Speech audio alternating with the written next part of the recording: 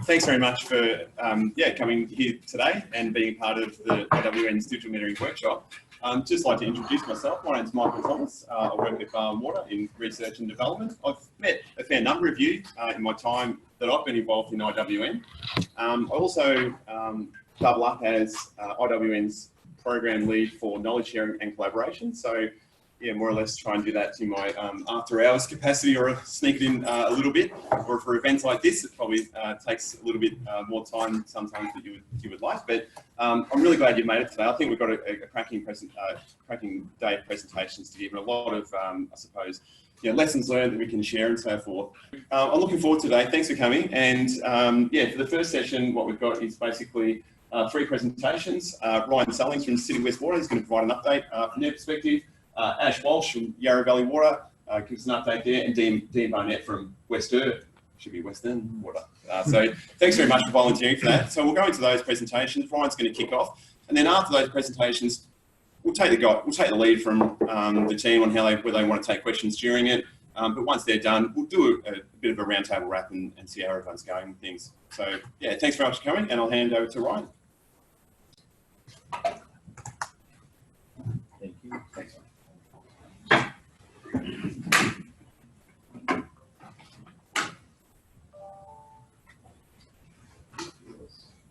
I should add as well, we're on Zoom today also. So yeah, we sent the link around to the utilities. So it'll be sort of, if someone wants to access it, they can access it. Lucy's going to be keeping a lookout for any questions that come through, and yeah.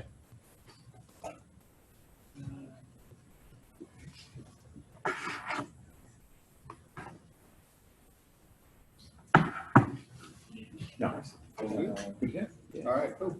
Thank you all very much for your time. I'm Ryan, work with City West Water. I've been working in digital metering for over 10 years. Prior to this, as a vendor or supplier of meters and metering solutions, as we call them.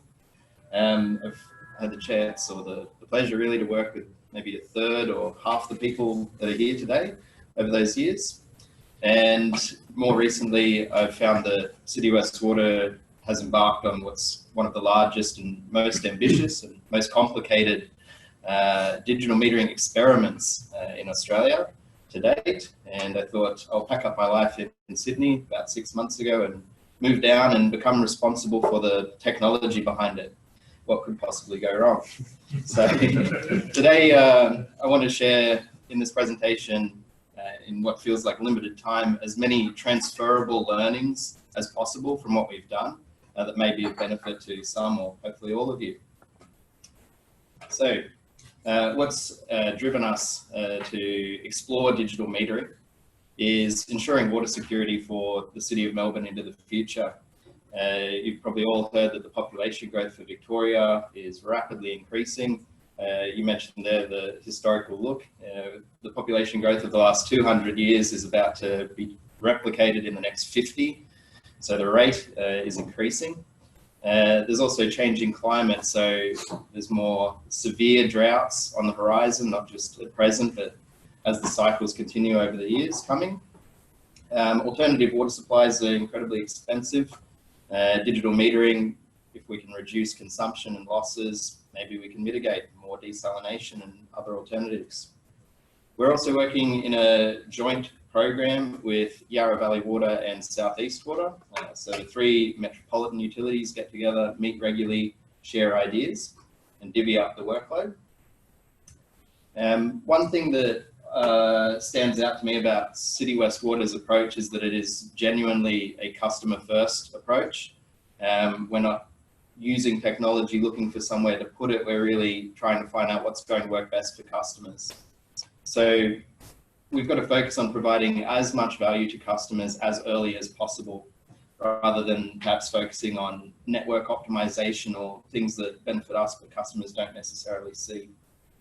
We're also allowing customers the opportunity to opt out of digital metering. So you have nothing in common here with what's happened in electricity smart metering, and that's for good reason. So the goals of our project have been really to quantify the water savings that can be achieved through digital metering, to gain insights, or really to learn as much as possible about what do the customers want and need, what does the technology perform like, and how do we as an organization make it work. And the proof of concept project itself is really to inform future customer and business requirements so that we can then take our learnings and scale up to the whole city. So we've selected 2 regions to deploy our proof of concept. One is Richmond, over just east of the CBD. It's an older area, lots of weird and wonderful plumbing arrangements that have changed over probably a century or more. And Docklands, which is the total opposite of that, all high-rise. There's not a single property there that doesn't share a wall, a roof, or a floor with some other property. And we also have 3,500 existing digital meters, which are currently used for remote reading billing, which will be incorporated into the proof of concept as well. So for those who are newer to digital metering or the technology, the real game-changing technology is low-power wide area networks. They're probably the single most transformative technology that's emerged over the last few years. They mean that meters can send messages over very long ranges through walls, through concrete, while using very little energy. The trade-off is you can only send really meter readings and simple data, can't stream YouTube. So, within the LPWAN umbrella category, we've selected 3 technologies to trial: LoRaWAN, WISE, and NB-IoT. The first 2 there, they're a bit like Wi-Fi. They're a standard. You can build your own network. Anyone can do that. And NB-IoT is offered by major telcos, Optus, Telstra, Vodafone, etc. So we've also selected a range of meters to deploy. The 2 on the left use LoRaWAN. These are plugins to existing mechanical. These look like a mechanical meter, but actually have a LoRaWAN radio inside, so they're a bit stealth mode. WISE devices, which are a plug-in as well, and NB-IoT meters, which have all the radio and communications baked in to the meter. These are also ultrasonic rather than mechanical, so there's no moving parts. This is a high-level architecture of how our system fits together. Range of devices over on the left, including district meters and pressure sensors. They all communication or radio technologies. Some feed into us via our SCADA system. For NB-IoT, we've got the help of our friends at Southeast Water and IOTA to help transform some of that data into a language that our older systems can understand. And some of them will feed in directly to our Oracle SOA, which is kind of the backbone of the IT system. Data is fed into a database, and we're presenting data to customers via the MyWater customer interface portal. We've also got in back of house our own dashboards for analytics and other applications. So the real core of the presentation is what can we share that we've learned so far. These are the 5 categories that I'll fit most of these learnings into. And first of all, of course, is the customer experience. So one thing that we found is that there is a lot of value in mapping the customer journey in great detail.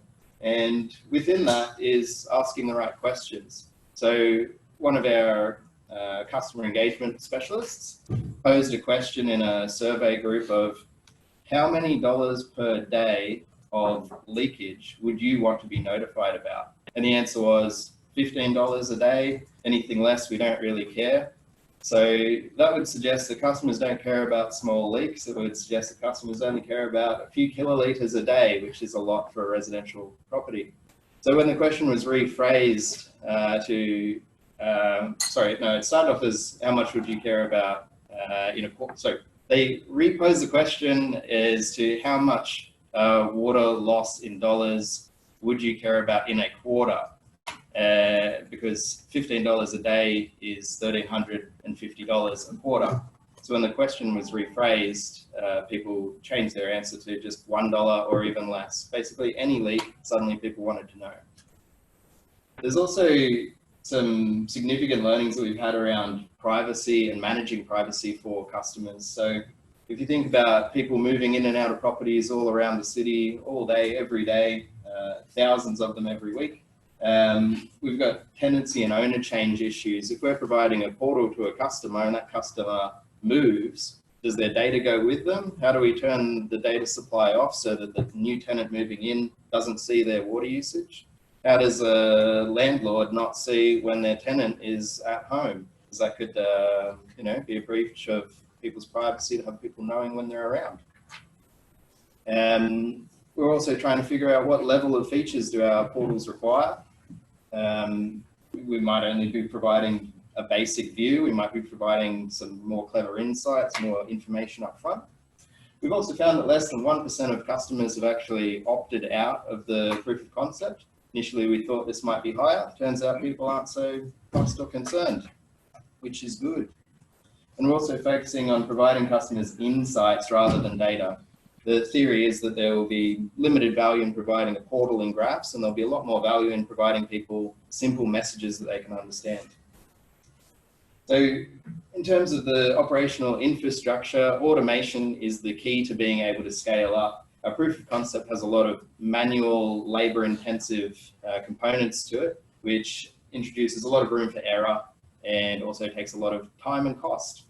So for us to go further, we have to automate the vast majority of the day-to-day processes.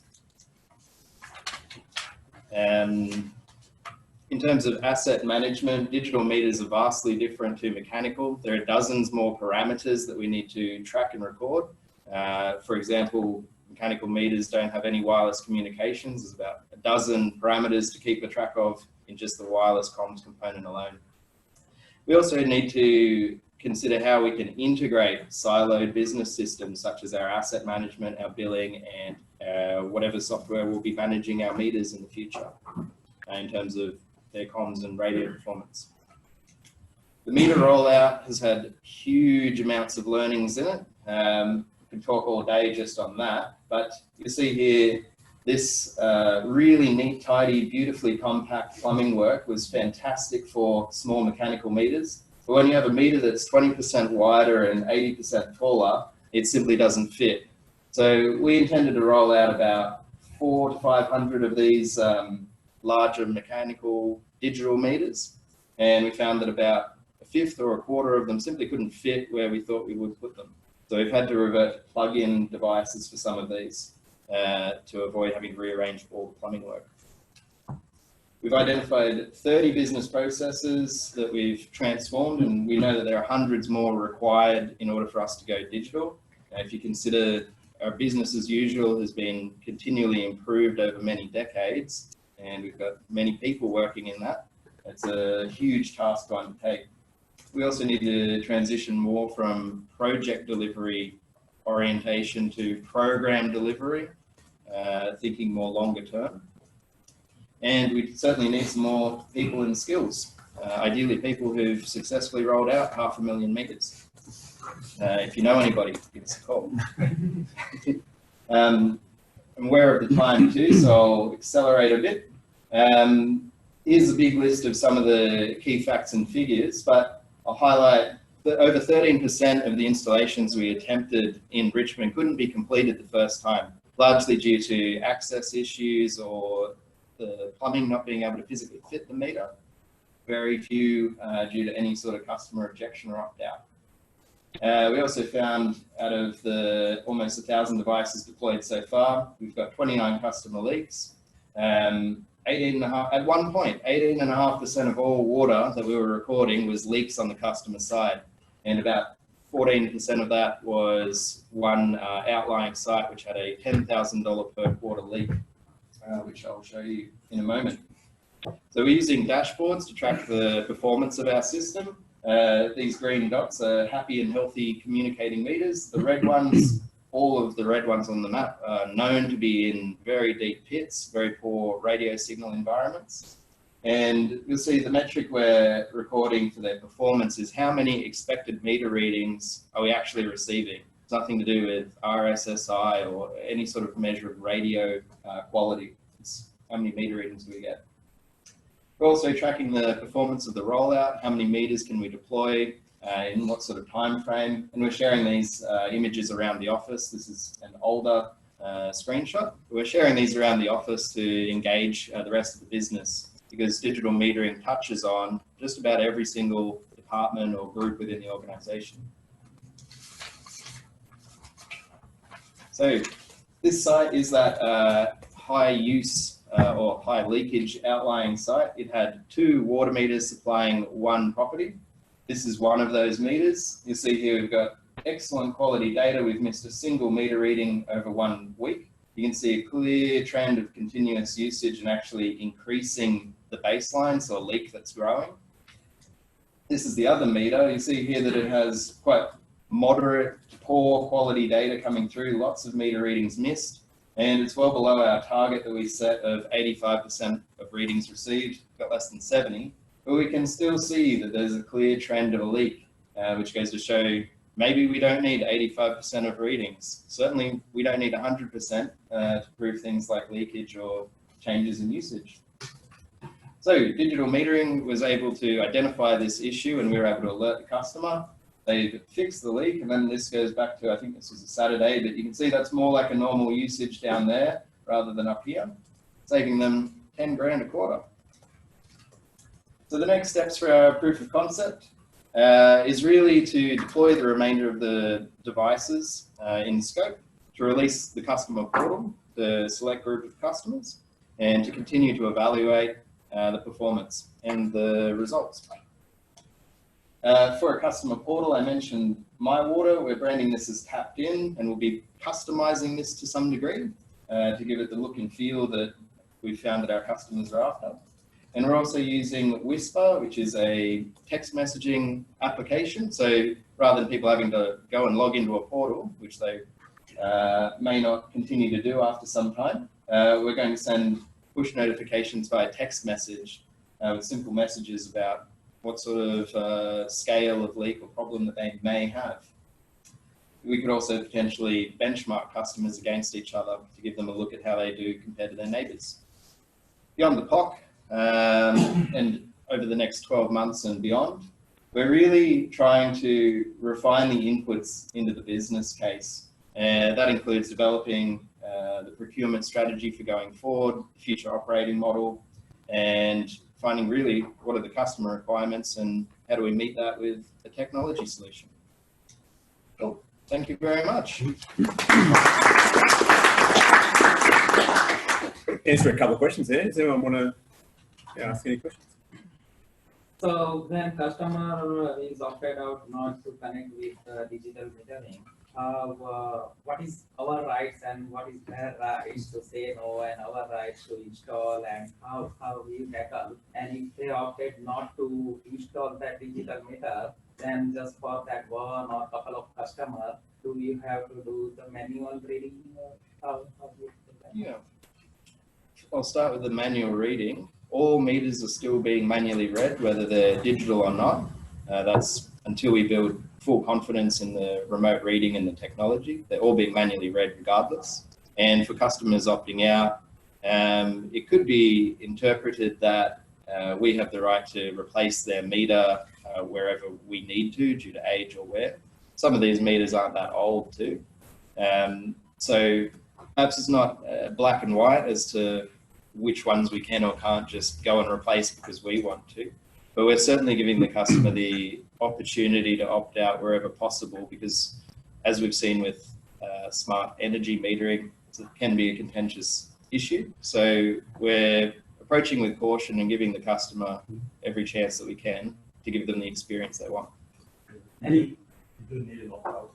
It's not worth hassle. We've installed 10,000 meters and 3 people have opted out so far. and you As soon as I move house, we'll put a digital meter on. Yeah. And how to deal with the meter which don't have a I mean, at the moment you are taking all the manual reading, but the meter which is not having a good network Delta or whatever, how you deal with those meters if we want to transfer the data to the wireless data? So they're all still manually read for billing purposes, but then the wireless data, where there's low coverage, or there's a big fat metal door or sheet blocking the radio signal. For some of these technologies, the device can resend data or retry, smart enough to know if its message was delivered or not. Some of these devices are cheaper, simpler, and aren't that smart, and readings are simply lost. So with our existing digital metering that we've had for many years too in apartment high-rises, the Temetra systems, there's a significant amount of data that has been lost over the years from those, but as long as we got one reading a quarter for billing, that's all we needed at the time. We've got to sort of change our approach to that and set an expectation for the customer as well. Will they get all their data all the time or not? How do we get that message to them? Nice. All right. Don't go anywhere, Ryan, because you're on stage later this afternoon in the workshop. So thanks very much again, Ryan. Thank you. Cheers. I should just ask, Lucy, if you want to just, if there's any questions from the team online, that'd be great. Next up is Ash Walsh from Yarra Valley Water. So welcome, Ash. Thanks very much. Good morning. My name's Ash. I lead the digital metering trials at Yarra Valley Water. So Yarra Valley Water is sort of in the northeast of Melbourne. We've got about 750 residential and 50,000 commercial customers. And today, just going to give you a really quick snapshot of, so we've put 800 NB-IoT meters in the field and just what we've learned, how it's going. And so, because there's a whole bunch of meter nerds in the room, it's always interesting to start with an interesting meter case. So this is one we had, I think it was in Surrey Hills. Basically, this person had built a like custom box around their meter, but they hadn't forgot about the meter readers because this little flap comes up. So then the meter readers can still read their meters. There's a padlock on there. It's hard to read, but it basically says, do not install smart water meter. And so it's just an interesting, the energy, the hangover from smart meters in energy is sort of still very much a real thing for us and our customers. And I suppose, although we haven't had many, opt-out of trials, and I hear what you're saying, it's not a heap, but the ones that have opted out are, they're really, really committed to not playing the game. So for us, so we've installed about 780 meters. This is mainly residential. The demographics are older customers. The average age of the meter fleet was about 18 years old, so it was quite an old sort of area in terms of how old the meters were and how long the houses have been there, and everything. Same as what Ryan was saying. Customers can opt out, and so it's just this little area here, just mainly residential. So the devices we used were two different devices. So for any 20 millimeters, we installed the HZ meters and their NB-IoT technology. So basically there's a SIM card in it and it sends it into our systems, and I'll sort of talk about that in a minute. And then so for anything over 20 mil, we used a plug-in device. So that was the Captus device, or the MIOT Telstra device. And this was a straight swap, mechanical meter out, digital meter in, and then with the plugins, those devices just plugins, and the mechanical meter remains there. And so we're basically getting yesterday's data today. So we've half-hourly reads from the previous day that comes into our systems. We're able to see it the next day and look at leaks and that sort of thing. So very high level. I'm not a technical person, so if you've got technical questions, maybe ask Ryan. But basically there's the meter. We're using the Telstra network and Telstra's IoT platform, Cumulocity. It goes from the meter into the IoT platform. There's all the privacy and firewalls and everything, and then comes into our systems, and we're using BI and a little bit of Power BI as our systems to sort of, we've got a leak algorithm that sits within BI and looks at, continuous usage over a 24 to 48 hour period. And then we notify the customer after that. So in terms of our approach to rollout is, so Yarra's a really research, customer focused sort of organisation. We put a lot of time and effort into, we've recently, our customer experience division was set up maybe 18 months ago. So we started with some customer experience research. We did some research with the joint program. So we did customers across all of Melbourne. And then we did about 20 interviews with customers in their homes, really trying to understand what are their expectations from the comms, the install, and the meter and data themselves. And then what we did is we did a whole bunch of testing on staff. So we installed, we came up with a new install process. So we added in a text message the day before that had the plumber's name in it and was talking about, hey, Luke we use New Plumbing Solutions. Luke from MPS is coming on your property tomorrow. You don't need to have your water off. You don't need to be there. Just a bit of a reminder.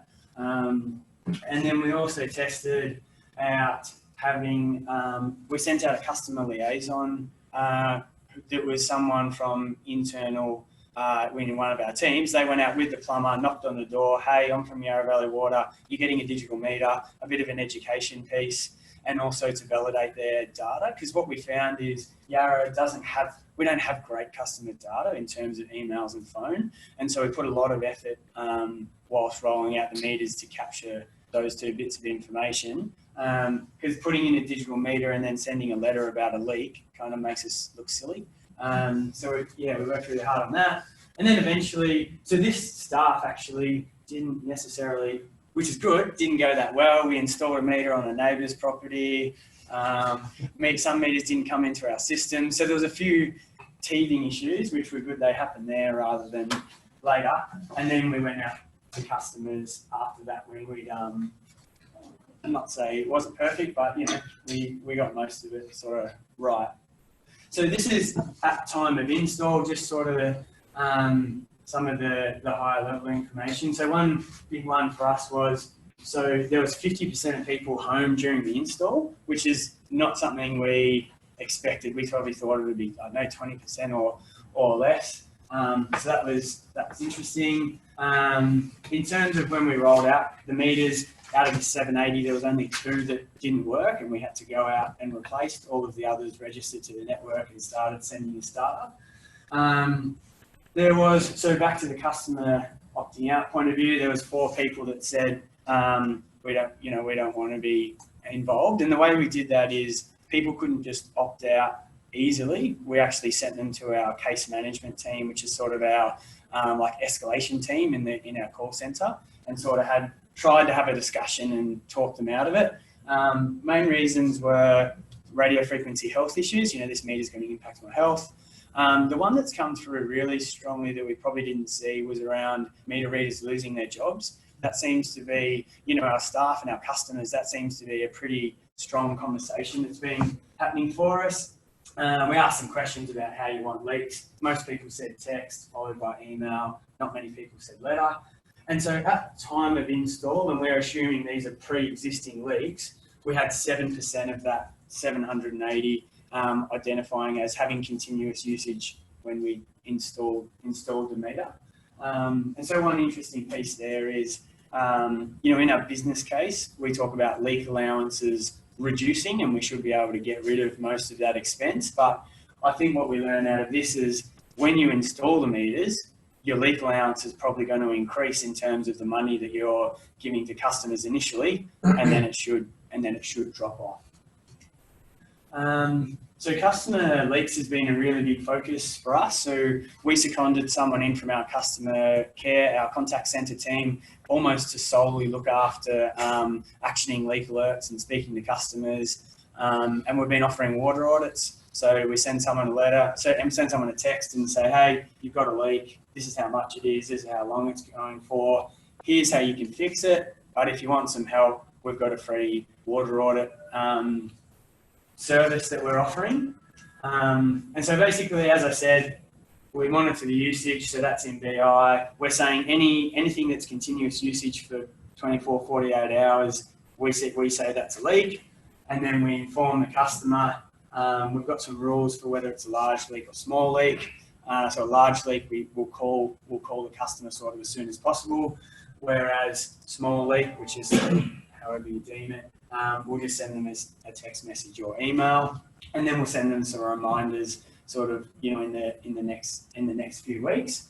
And then in terms of fixing the leak, we developed some fact sheets and advice for, hey, here's the things to look at around your house, and we offered we're offering that water audit service. Some of the numbers in terms of the leaks. So 104 leaks were identified, which is a lot. Probably the biggest thing for us is the leaks fixed is really, really high, and we're trying to work out why that is at the moment. So one discussion is around, we seconded a full-time person to look after it. We've put a lot of research into it. We're putting a heap of effort into it. And then the other side is where our trial is, it's an older demographic, quite affluent. These people probably have time and money to, these customers, have time and money to fix leaks. So we need to work that out. I don't need to go through all these, but the average 11 days average for a leak open. One of the biggest ones we had was on a vacant block. Someone had, locked it up, wasn't visiting the property, rang them, told them they had a leak, said, "Nah, go away, it's vacant, no one's there." And then eventually, I think on maybe the second or third call, they went back out there. Someone had cut through the fence and gone in there and turned the stop tap on and having a bath or I don't know, whatever they were doing in there. Interestingly, in the water audits, we've been offering them. Not a heap of people have taken them up. And also, what we've found is when we go out there, we're actually only found 2 out of 15 leaks when we go out. And we're trying to work out why that is. We think it's probably because the leaks are quite small and maybe they're underground. And this service is a pretty, they check the taps and look under your sink and walk around. It's not proper leak detection in terms of the guys are about $280 an hour to go out and properly find leaks. That water audit's costing us about $85 on average. So it's not too bad, not that expensive. And then in terms of some of the key learnings, so even though it was a bit of work to set up, I think we'll continue with sending a customer liaison out with the plumber to have those conversations. What we found is, and this is a problem we have with replacing mechanical meters, is you replace the meter, the house is old, the pressure going in and off breaks something inside, and the customer rings us up and says, "Hey, you've replaced my meter and now I have a leak in my house." What we're working out internally is, at the moment, we say, "No, that's your problem." We have a conversation about it. They ring back and complain, and eventually we probably pay for half of it anyway. And so what we're sort of working out is it actually better to just put a pool of money there, say, "Yep, we'll fix it," go out and fix, something simple, or is it cheaper to have, not cheaper, but what's a better customer experience as well, to have 3 phone calls and then go out and do it anyway? So one thing we did is we did a property audit before we rolled out the meters. So what that was someone walking around and taking a photo of all 800 meter setups. And what that allowed us to do is understand the effort that was required, as well as so we have what's called a raise, which basically means if the meter assembly doesn't meet standard, you might have to dig around and lift it up and replace some plumbing. And so that costs about $180 per property. So it's quite an expensive activity. So what this audit allowed us to do was get our people internally to say, "Hey, is our contractor right in saying what is and isn't a raise? What properties can't we access?" We proactively called everyone and said, "Hey, we need to come and replace your meter." So I think our first attempt rate was about 99%, which we were really, really happy with. Again, it's a residential area, so it's a bit easier.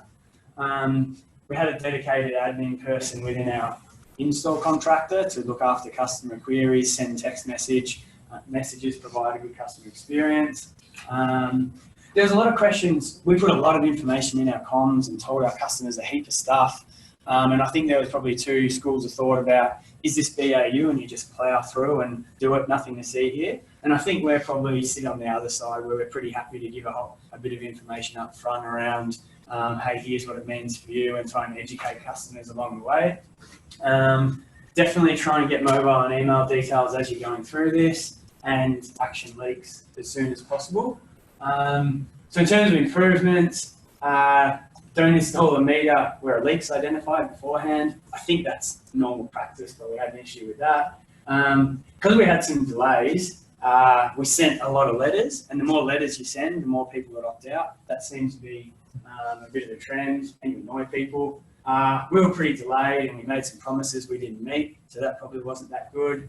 And one thing for us in terms of an internal program is we did a heap of customer experience research. We got all this great information, but actually making those insights happen operationally is an expensive, timely piece, and we probably underestimated, even sending a text message to a customer the day before we come, that was like a lot of work to just get that done. Might say more about our systems than anything else, and then the other one is, so moving forward, we wouldn't install a NB-IoT meter without firmware over the air. So we had something in the network change. Basically, all our NB-IoT meters became dumb, as in they couldn't register the network. So we had to upgrade the firmware on all of them. And so, the meters we have in the trial now, they don't have firmware over the air. So if something happens in the network, we won't receive the data from that anymore.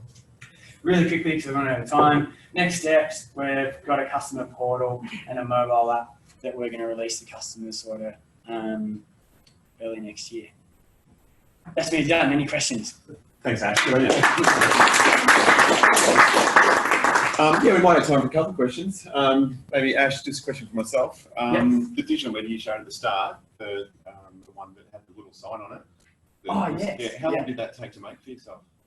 Yes. I'm going to mess this up here, mess Mario up. Yeah. But there's a few of them that people are really passionate about, signs on the gate. We've been doing some research. We saw there's a whole community out there that is sort of active in this space. Got a website, they're really nice. Just a couple of questions for Ash. Hey. All the community is strongly advise you to subscribe to the Stop Smart Meters Radio. Yeah. The blog is very entertaining. There's a lot that goes on there. Yeah. The question about the leak detection. Yeah. So, you send a letter out to a customer and they don't care about fixing it. Yeah. But then you run the algorithm again and it still shows up. It keeps showing up. So how do you deal with that sort of repetitive thing? Yeah. So I suppose the line we're taking is we don't send more than 3 leak notifications.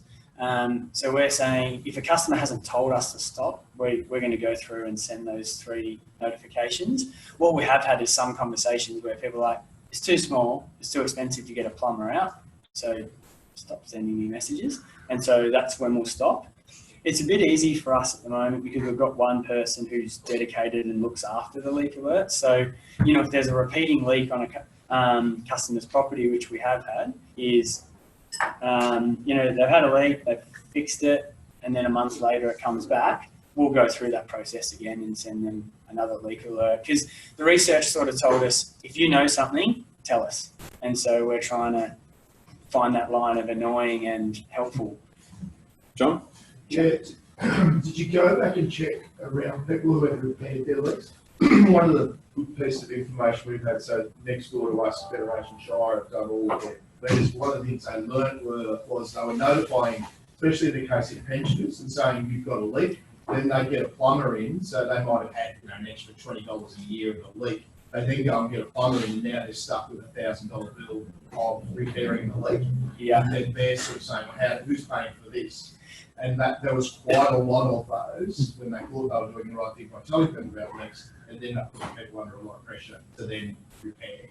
Yeah, it's a really good point. There's one of our staff members had a leak. We told him, cost him $1,300 to fix it.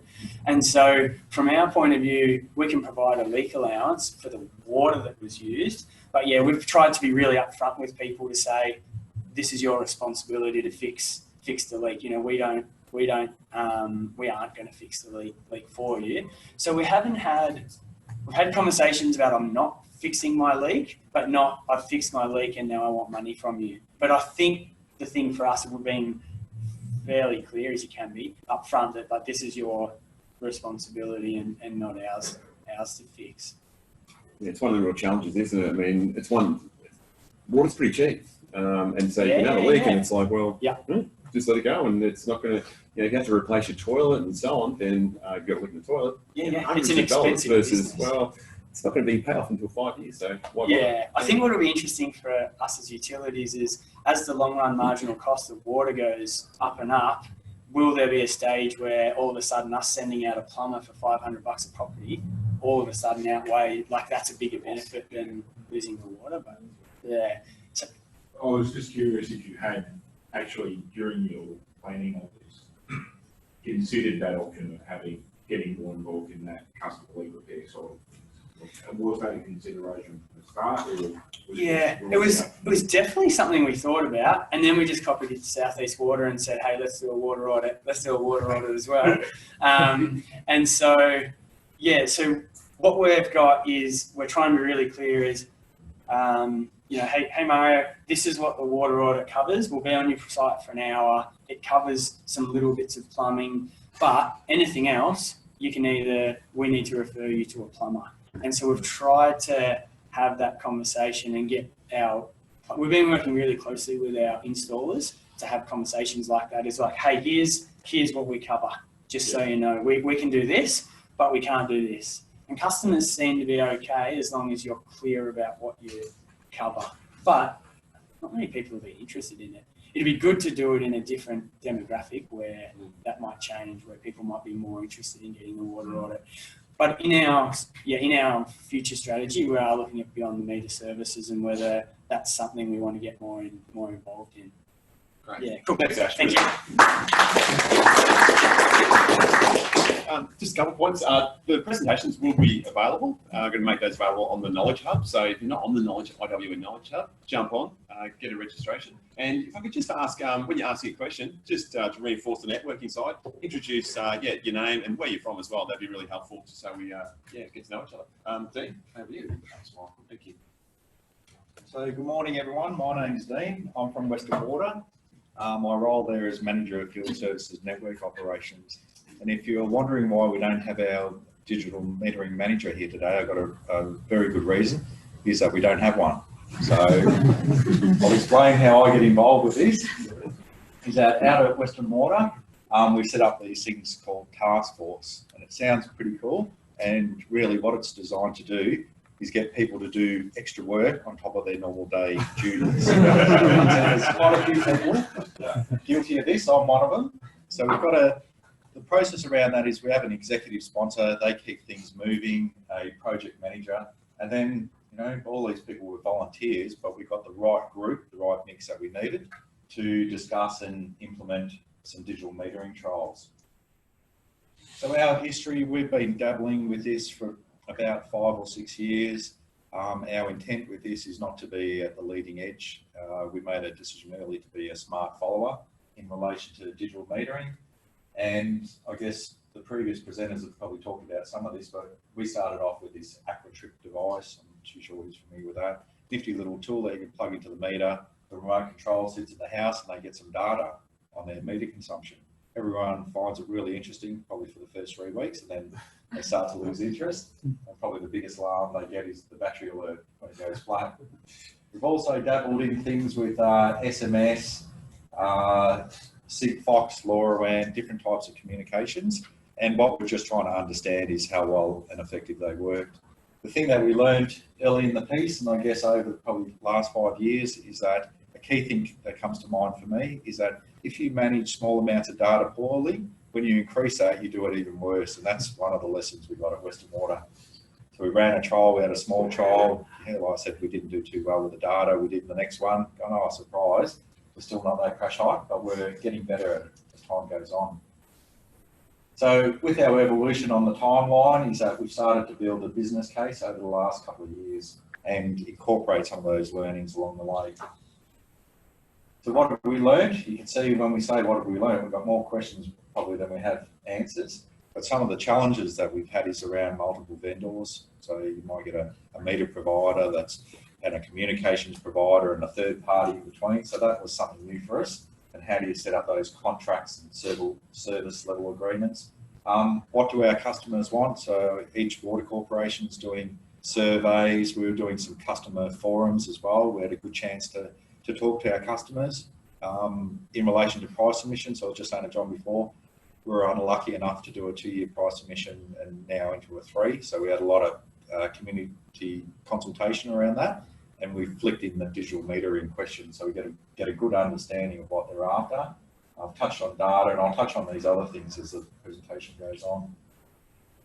So this will be no surprise to us, but you know, what do the customers want? I can't remember if it was Ryan or Ash talked about portals versus apps. You know, these days no one really wants to go into a portal and try and remember the 40th password they've got for that thing. They just want to get onto the app. I know I do most of my things on apps these days.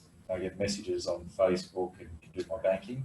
So the majority said that's what we're after. They want to know about their leaks, which is no surprise, and they want information constantly.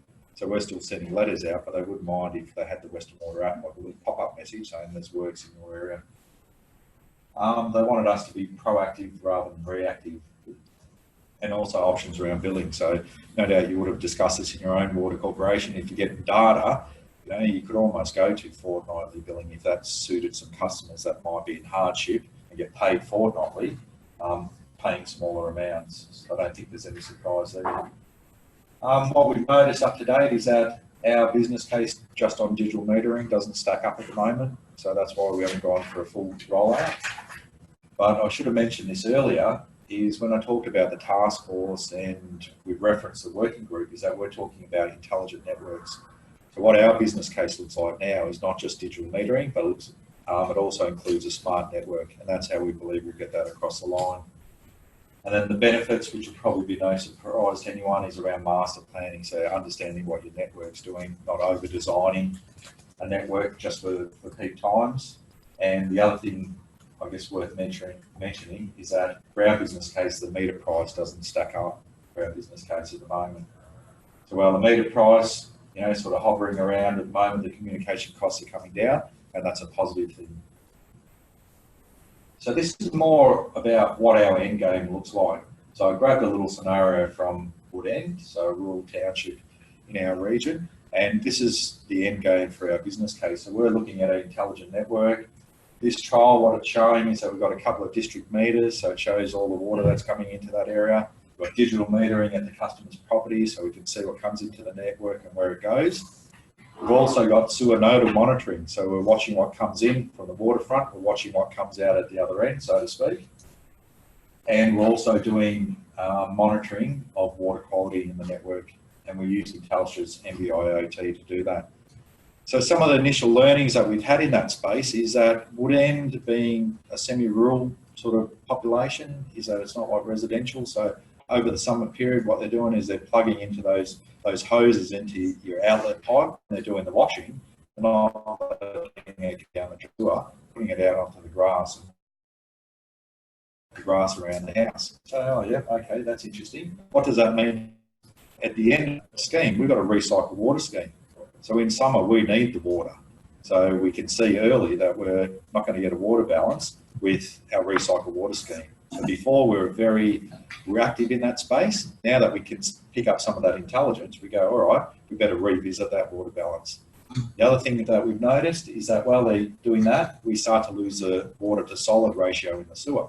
More solid, less water, it's not getting flushed down, so we start to end up with some H2S issues. Rather than finding out when manholes are corroding away, is that we can pick up on this a lot earlier. The other thing that we're finding out is around the DMA. So I guess in summer, there's a lot of water movement, see where it's going, in winter it slows down. So with these water quality devices, we're picking up on chlorine residuals. Ultimately, we want to track pH, track MTU and things like that. And that'll take us out of the reactive space. And then rather than wait for the customer to run the bath for little Jimmy and say, gee, that's dirty, what am I paying for? Is that we'd be picking that up with the MTU on the water quality sensor and saying, okay, that's starting to trend up a little bit. We'll go out there and do a flush before the customer even calls.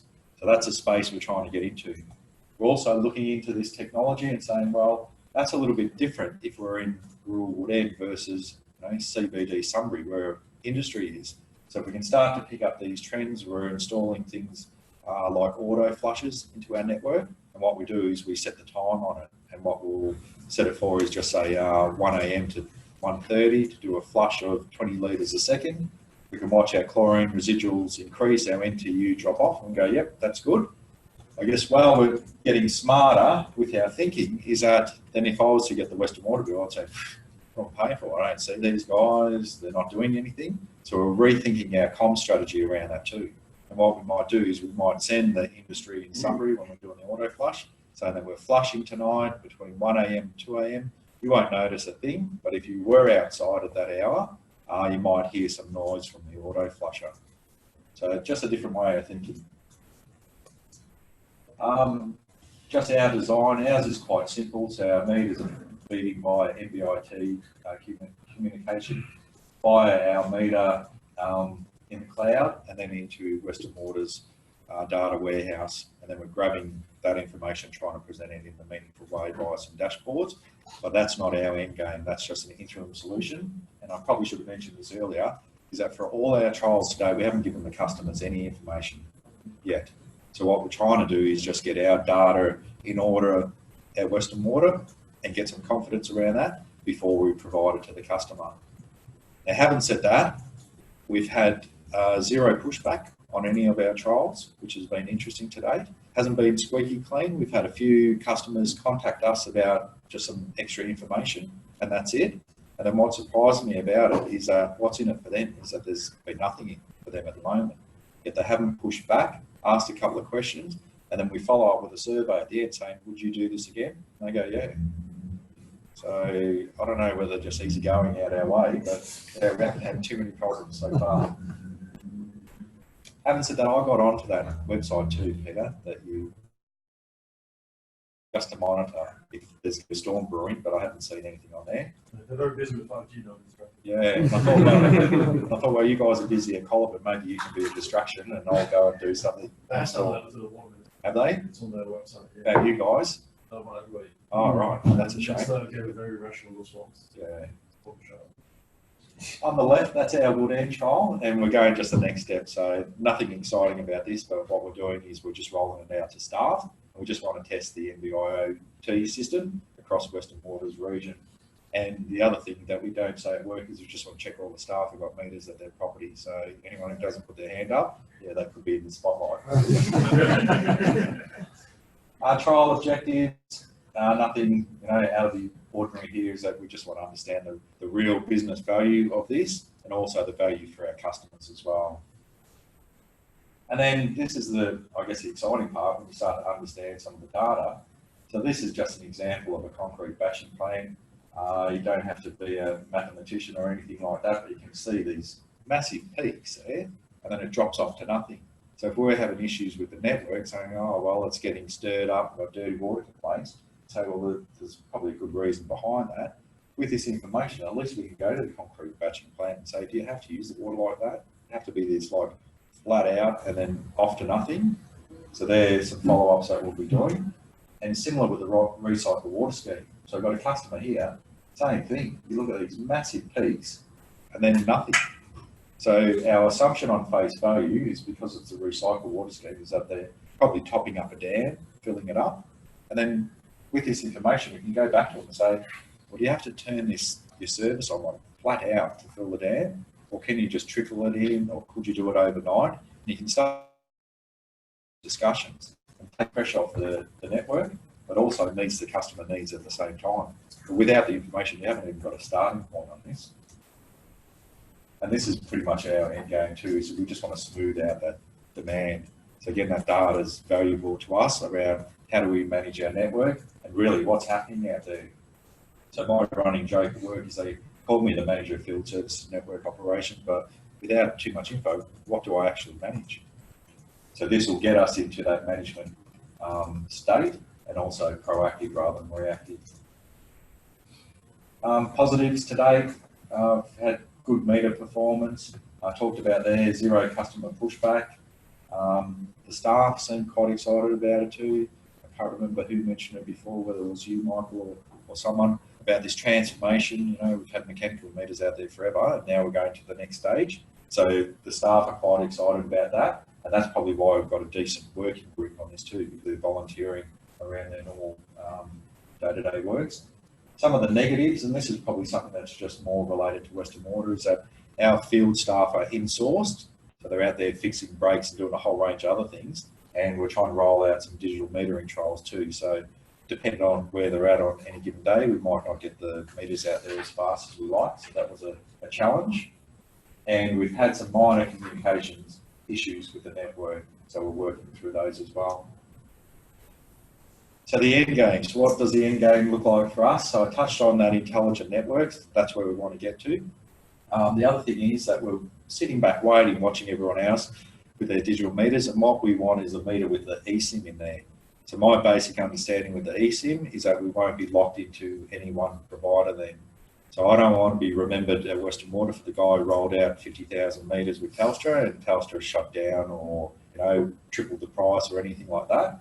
So we're sitting back waiting for that. And then what our thinking is that at the moment, Telstra is our best friend. We get through, we don't have to wait 30 minutes to get through in 5.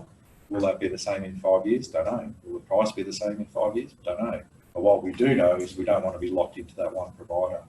Our understanding with eSIM is that Vodafone comes back to us in a couple of years and said, we've got a really good deal for you. We want to be able to sit at the table and have that discussion and flick across with limited impact of changing meters out in the field.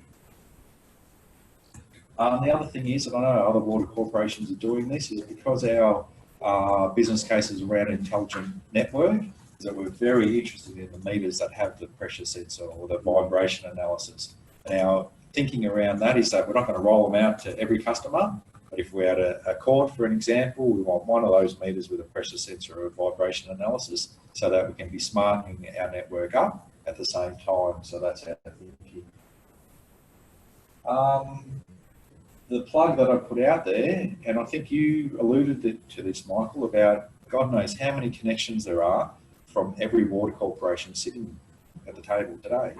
So ours are 70,000 at the moment and increasing. So just can't help but plug this joint procurement opportunity. It's got to be massive for the industry. So now on the mechanical meter front, Western Water, Southeast Water, Barwon Water, City West Water are collaborating around that. And I think Barwon Water took the lead with that, Michael. So we're really grateful for that effort. And you can make a saving. So you're not talking about just your own water corporation, but a collective group. And I think the same for this. I see the joint procurement opportunity is not just with the meters itself, but around the communication and also the platform on how you're going to catch all this data and then present it back to your customers. So I think we'd be naive if we didn't investigate that further. A little bit crystal ball sort of stuff, but while we talk about intelligent network, is that we're working with other utilities, so Powercor, telcos, things like that.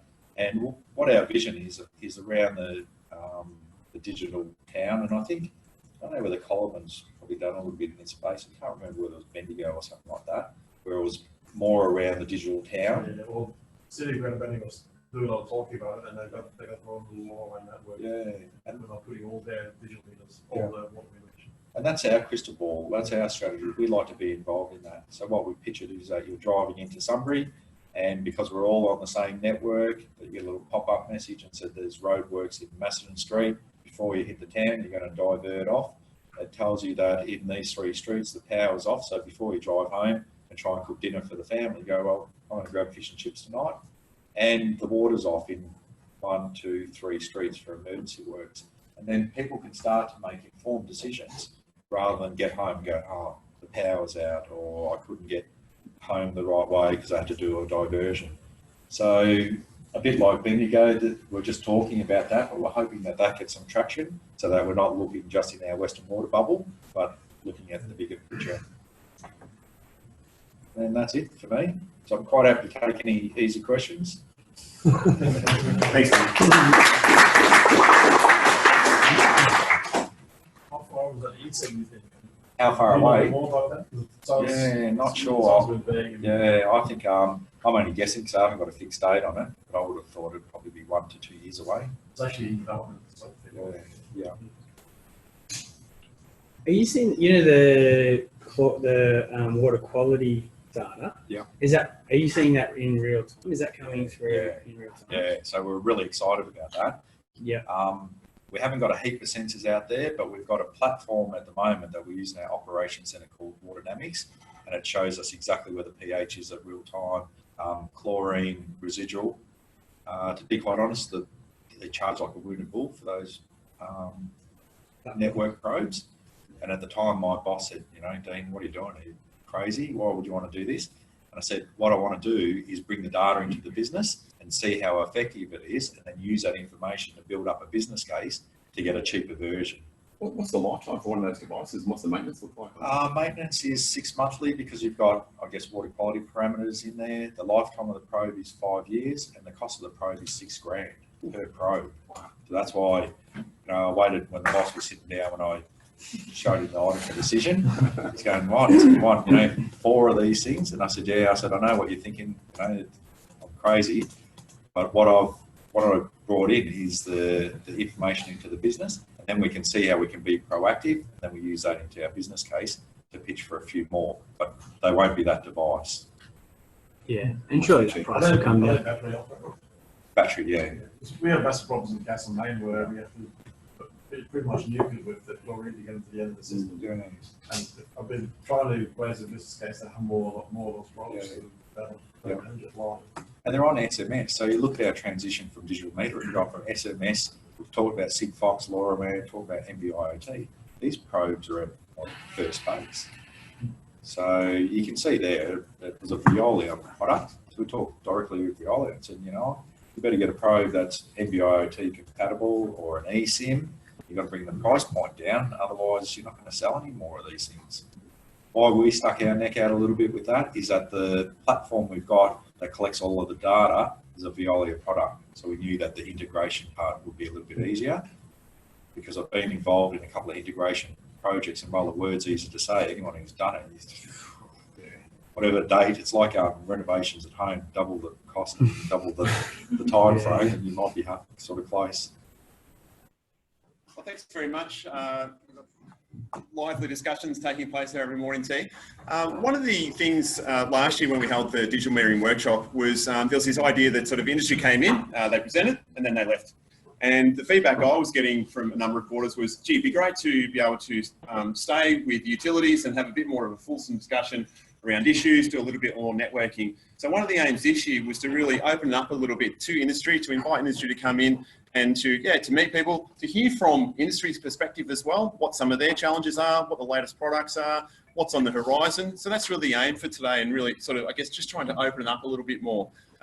In the next hour and a little bit, we've got 6 presentations from industry, and it might be worthwhile to just sort of put your hand up for those that are presenting. So we've got Rob from Telstra, we've got Gunther from Water Group, Nathan from Akiba, Jason Morris from IOTA, we've got Mark Halliwell from Taggle, and I think that's it. So it is a pretty rapid fire session this next hour, in the sense that it's back to back. So feel free to stretch the legs at any point. As I mentioned, we've got the in-house coffee there. Downstairs is the real deal. So yeah, just flexibility with it, make it what you do. So Rob, thanks very much for joining us. I've got the controls. I'm going to hand over to you. And yeah. So it wouldn't be Telstra if I don't speak a little bit about the network first and foremost. So Telstra's narrowband IoT network, which I'm sure I've spoken to a lot in this room about over the course of the last year plus, is now live. It was launched in September 2018. It actually uses the same infrastructure as supports the smart device, smart phone on your desk, and effectively gives us about 3.5 square kilometers of coverage. So what does that actually mean? That means that effectively we have services where you need them. I was actually speaking to one of your colleagues from within the industry on the East Coast just yesterday, and they were quite surprised to realise that we actually had an operational network. So obviously we need to get out there and beat that drum a little bit louder. It is aligned with a global standard, that's the 3GPP, and we're currently in the process of implementing the relevant sections of Release 15, and we're in the process of working through and ratifying Release 16. Again, from your perspective, what that means is it's delivering features that will give you things like battery economy, for example, which when you think about metering as a use case is an all-important consideration, because you don't want to solve one problem by creating a brand new fresh problem by replacing a mechanical meter with something that is comms enabled, only to find you have artificial or premature truck rolls to actually replace batteries on devices. So I spoke about the fact that we launched NB-IoT September of last year. Now, we took the 3GPP standard I spoke about, and we actually built upon that standard. And so the standard that, or the release 13, which covered NB-IoT, had a feature called enhanced coverage, which basically means that from a base station, you should get about 35 kilometers in terms of signal reach. We took that principle, we played around with the timing parameters, and because of the developments we've done around the timing parameters, we're actually getting 100 kilometers coverage from a single serving base station. So when we launched last year, we found as remote a location as we could find, and 93 kilometers from the service cell site, we attached an NB-IoT enabled data logger, a simple temperature sensor, and we were pulling off samples every 15 minutes of the environmental temperature. The big news I wanted to speak to you about today is we've done some further development work around those timing parameters, and we're actually taking that coverage out from 100 kilometers out to 120 kilometers, so we're a further 20% increase in terms of signal reach. And that should be coming on stream second quarter next year. So what does that mean for the industry, the US industry? So I guess from my perspective, a lot of the conversations I've been having over the last couple of years have been very much about proof of value, proving out that the technology works and proving out the value to the business. So grab some information from our product guys a little bit earlier in the week. And what I'm illustrating here is effectively on this timeline here, you can see how the adoption of IoT, and it's IoT as a complete product set within Telstra, how actual volume of connections are increasing quarter on quarter. And if you look at the last 9 months here, you'll see that each quarter on quarter, we're seeing a doubling in terms of the number of IoT devices that we have on the network. Many of those are from your own industry.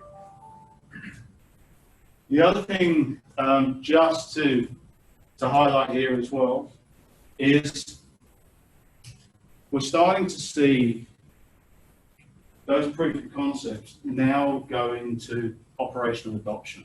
So they're starting to see how do you scale out? And that's realistically where an end-to-end solution comes into place. The end-to-end solution needs to be designed with a degree of forward thinking in terms of how is this going to scale out? How are we going to deploy? How are we going to reach the entire business and deliver the operational outcomes that we're looking for? So to that point, just going to talk about what we're doing with 3 of your industry peers. So starting with Sydney Water, we had the privilege of having Mike Wassell from Sydney Water present at our Telstra Vantage, which is an annual event that we have here in Melbourne every September. And Mike participated in an industry-related session and also a panel session at the event. And he's now participating in a video case study, which I'll send around a link for everybody in the room after this presentation. So one of Mike's challenges was, exactly how do they change the dynamic in terms of the relationship they have with their customers? How do they move from an asset-centric organisation to a far more customer-centric organisation? And one of the obstacles he readily admits around that has been that whilst they harvest an awful lot of data, the actual opportunity to intensify the density of that data and capture far more data, price has always been a blocker. Price has been a challenge in terms of being able to adopt at scale. IoT has given them that opportunity to do that. And as part of his bake-off, if you will, they engaged a variety of vendors from across the industry, a variety of technologies, and culminated in Mike landing on Telstra, working with Telstra in terms of Telstra's IoT network, Telstra's IoT platform, and To date, they've deployed several hundred digital water meters and also IoT sensors across 3 other use cases.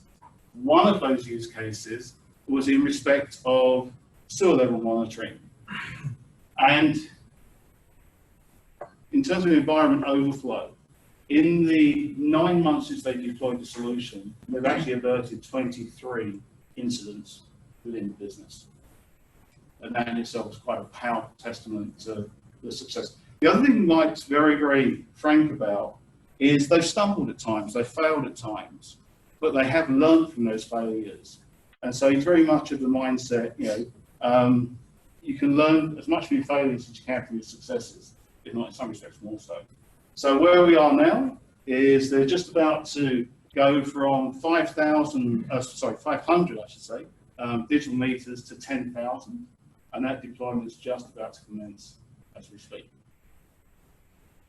Boston Water. So we've gone from east to west, and we've probably gone from but Boston Water, slightly more modest in size, a very nice part of the country, serves about 26,000 customers, about 14,000 domestic properties. They reached out to ourselves and Water Group, and they were looking for the opportunity to understand what data could mean to them as a business. And the use case that they wanted to anchor that exploration of data was digital metering. So they gave us a single DMA within their footprint, and that comprised about 115 properties. And what we've done is we've provided them with a meter, NB-IoT connectivity, we've provided them with an IoT platform, that's the Telstra IoT platform, and also a water management application that sits on top. And within the water management application, they have the graphical representation of DMA, and on a daily basis, they're able to actually see consumption, alerts of leaks, and also individual behaviors across that entire DMA. Chris Vigus, who's the COO out there, he's available to speak to anybody in the room. He's more than willing to share his experiences with the industry. And again, they've now become something of a reference case for us. And then finally, Watercorp. So staying out west for a moment. So Watercorp approached us around this time last year, and they wanted to commission a water study. And their water study involved deploying a data logger for pairing with the existing meter in just under 2,000 homes. And for the majority of the time, the data logger has a 30-minute sampling and once-a-day transmission. But they have some algorithms to understand consumption at a very granular level and to capture the data and understand that customer behavior. They have to periodically change the sampling. So through our IoT platform, they remotely change the sampling rate down to 10 seconds, and the transmission is every hour. And that enables them to understand if consumption is attributed to an appliance in the house, shower, toilet, etc., etc. It's fair to say that there was some complexity to the program, but it's now been successfully in place for a number of months, and they are in the process of just validating some early results. But based upon the first 6 months of that program, if they extrapolate those results over their entire customer base, over the course of a year, they estimate that they've actually saved several gigalitres of water. Now, there is a number which we're just in the process of validating at the moment, and that will hopefully be made publicly available before the end of the year.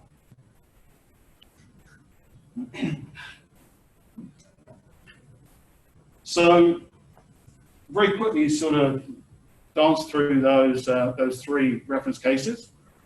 We have just created a community of interest, I guess, in terms of how we cascade information around not only what we're doing in the industry, but what we're seeing that is pertinent to the industry. So after this session, I will send around a link. I do strongly recommend signing up to that, and you'll find that there's lots of information coming through in terms of the network, in terms of what we're doing with our platform, what we're doing with our water management application, but equally the opportunity to learn from what your colleagues are doing within the industry, such as Sydney, such as Waterford. Oh, we've lost the slide. Okay, so one other thing I just wanted to highlight while I was here is you may have seen in recent weeks the announcements regarding our retirement of 3G. So we're actually withdrawing 3G in 2024.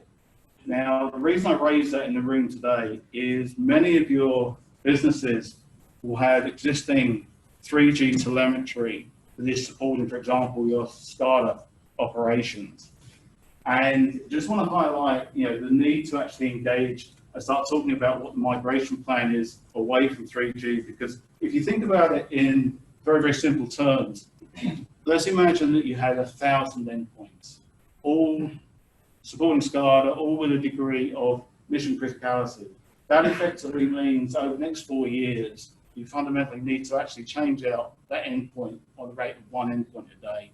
And it's not the same as just changing the SIM in the device or changing the device. This has operational consequences for you. So if I can make one request to you today, it would be to lean into your Telstra account team and start having that conversation around the plans to migrate existing 3G telemetry away to not necessarily 4G, because it may well be that Cat-M1 or NB-IoT are the appropriate bearers, but through that engagement with Telstra, we can identify what is the right service. So hopefully, that gives you some insights as to what we're doing from a Telstra perspective.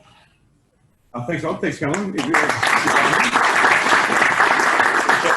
Time. Yes, and I've just done a little bit of time calculation. So we'll hold questions until I guess the lunch period. Claw back a little bit of time, and on the changeover, I'd just like to invite Gunther Haber-Davidson up from Water Group. Gunther's the managing director of Water Group. So again, welcome, and look forward to the presentation. Right, thanks, Michael.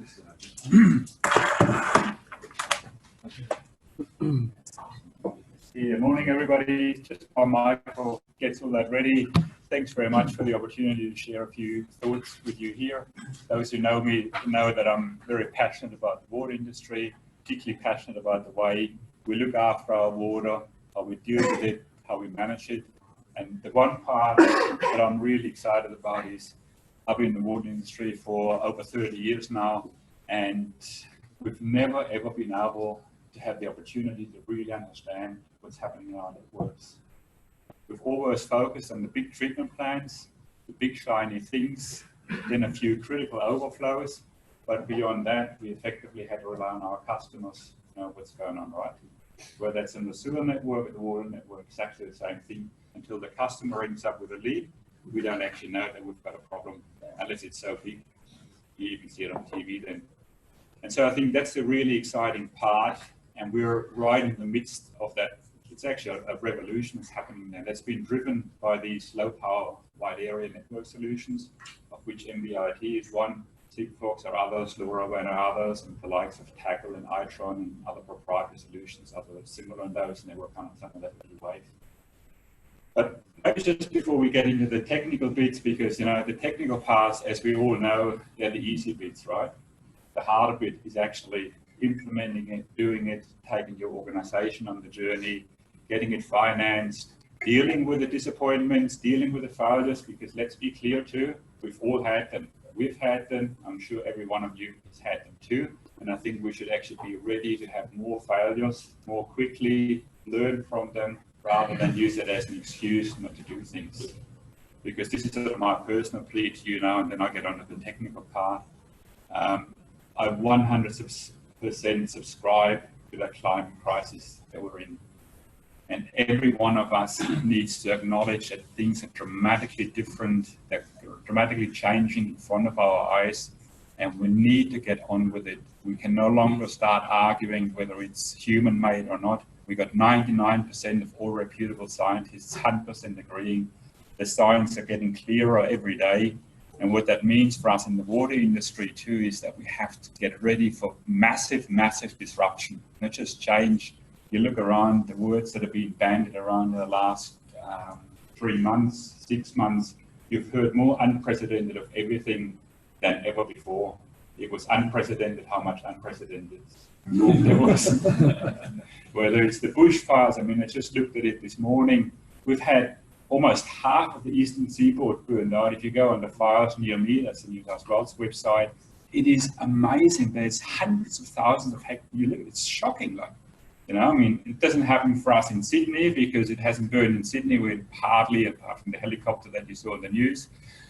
We got a bit of smoke and we terribly complain about that. But, you know, and the bit that really is a massive wake-up call to me too is 2 years ago I was in Armidale at the local government New South Wales conference, and we talked about the water situation, and everybody said, oh, we're fine, we got plenty of water, our dams are full, we're doing okay. This year, 12 months later in Albury, you know what, there's about 10 of them out there that are looking at day zero sometime next year, less than 12 months ago. Like there's communities there that are already trucking water in. Now, my question to you is, can you envisage any of your communities getting into that scenario? And like, I'm just sort of wondering, is there anybody who's actually at the moment in severe drought or thinks that, hey, things could quickly turn really dry for them too in a situation where you may run out of water, or you're all pretty sweet? You're a good one, we can move straight on to beers. Yeah, it happens across the region. I mean, for Barwon Water, you know, we've trucked water into, you know, a number of our coastal communities over the years. Yeah. So, yeah. Okay, all right. Hope you will with me on that. Some of the trends there is really what we've been seeing. IoT is becoming a reality. 2-3 years ago, Ryan was with us then, began talking in the industry about that, and lots of you guys, you know, began talking about it too. Now everybody knows what IoT stands for, right? Internet of Things. Another acronym. And the fact is that we now do have these wireless, simple devices at relatively low cost available everywhere to see what the hell's going on in our network. And maybe just allow me to harp on this little thing here too. It's cost effective, fancy word for saying cheap, but it's still not for free. There are costs involved. So just remember that as you're rolling things out at scale, if you multiply $100 or $200 times 20,000 or 100,000, it still gets a big number. And it's not just toys. It is real business-driven processes. Make sure you find the business case for it, you have the right support, and you get the funding for it.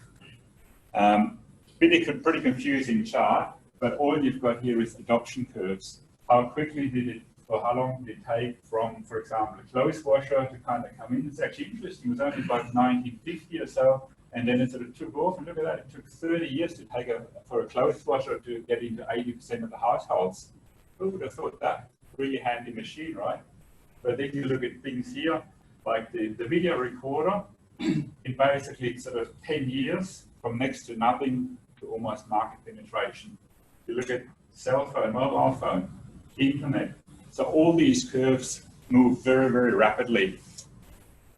Part of that is too that once the big boys jump on board, there is real momentum. And as you saw in Rob's slide before, you can really sort of see that pickup, because those are the guys too who've got the grunt, who've got the commitment, who can really sort of drive these things forward, and often sort of ride a little bit on the back of the early pioneers.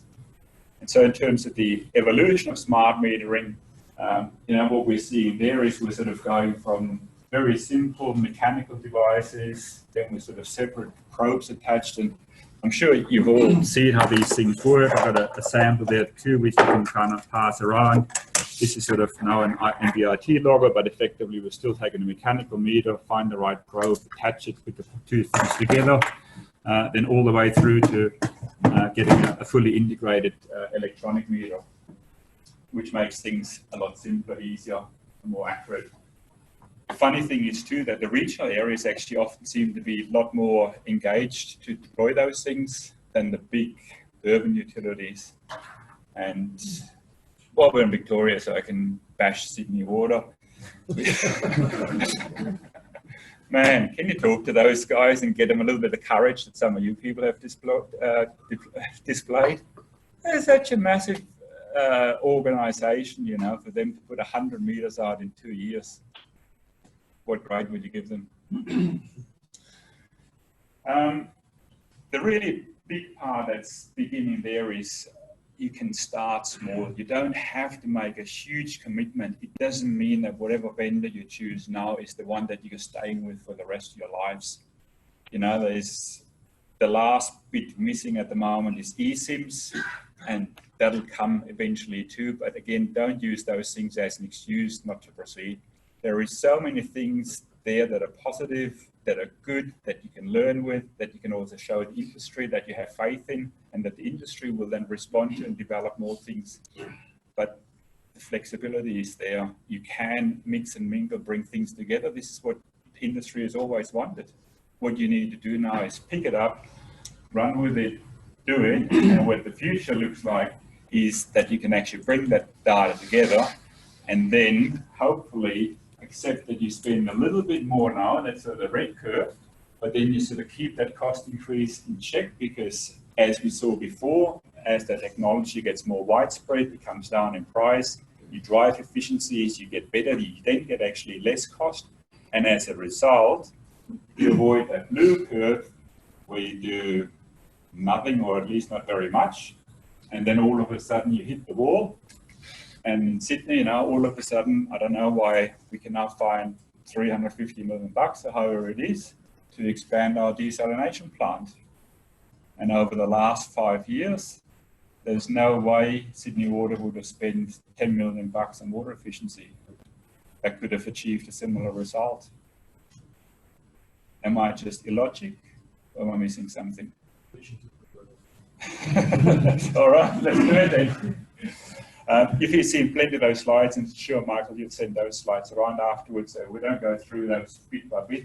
But one of the things that I find really fascinating, particularly with technologies like NB-IoT and with the massive coverage that Telstra provide, and we play very nicely with Telstra, that really works there at the moment, is when you go into water restrictions, you see the day it happens, how your customers respond. And you can actually just put 1,000, 5,000, 10,000 meters, depending on how large you are, out across your whole base, even as part of your normal meter replacement program. So it becomes very, very cost effective, because remember, you don't have to put any backbone infrastructure in place. This thing here, you can take it home with you, put your hand on it, activate it, put it into a pipe, and it displays the data. You can look at it tomorrow morning and you know how much water you've used tonight when you come home and have a shower and everything else. So in terms of water restrictions, it becomes a massive tool, because all of a sudden you understand, how does your message get out there? Are you really driving the consumption down? What's compliance like? Do I need to educate more? Do I get a bit more tougher with my customers because I'm putting restrictions in, but they're not listening to it? So there's the free steak knife you get with it. So yes, you can pretty much have it all. You know, you can get all those benefits, but that to me is really sort of the future. To drive those things together, you can even use satellite technology. Incredible, you know. Have you seen those?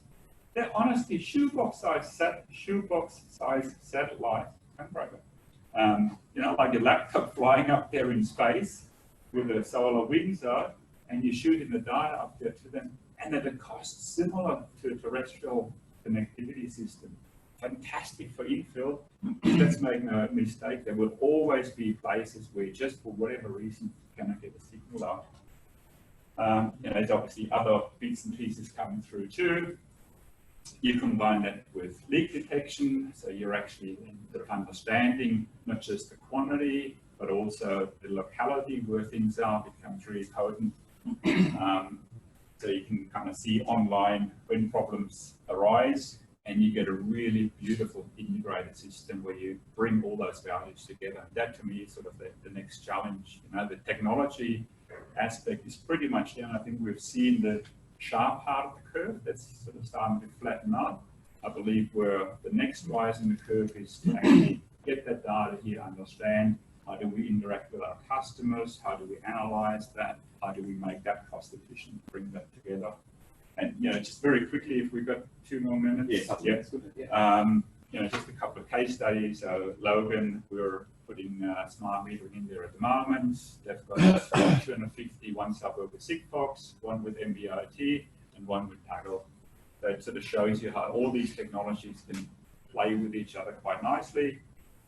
And, we're competitors to tackle, but we work together with each other for the benefit of whatever it is, because there is horses for courses and you don't have to have one or the other. Waste and water, Dean's here, we've did the trial with the recycled water scheme there to kind of understand how was the water balance happening there on a day-by-day basis. Busselton, Rob's already mentioned. Thunderbird was actually the first one. It's a small regional utility up in Queensland who do more than just make rum. They make smart metering a reality. As a small council, they went down with 1,000 smart meters out, 500 with us, and again 500 with Tackle, and just said, "Bang, we're doing it. We want to make that happen." Yarra, they've got 1,000 out there themselves to just kind of understand what's it happening, why is it happening in different use cases, different scenarios. We are happy to take any do questions later, but there's details too. Yeah, thanks, Gordon. I'm glad you brought up the climate change thing. I spent 20 years in the Australian Army, and by the end of it, I felt I was fighting the wrong war. It was one of the big drivers for me to actually come into the water sector to make a difference. So I'm really glad you picked that up. And so thanks very much for that. We've actually got time for a couple of questions as I'm doing the changeover to the next presentation. But yeah, just quickly, thanks very much for that.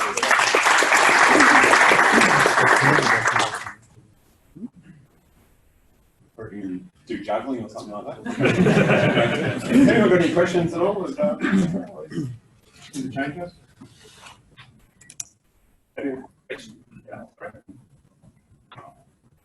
I don't know, it's just like a ocean one.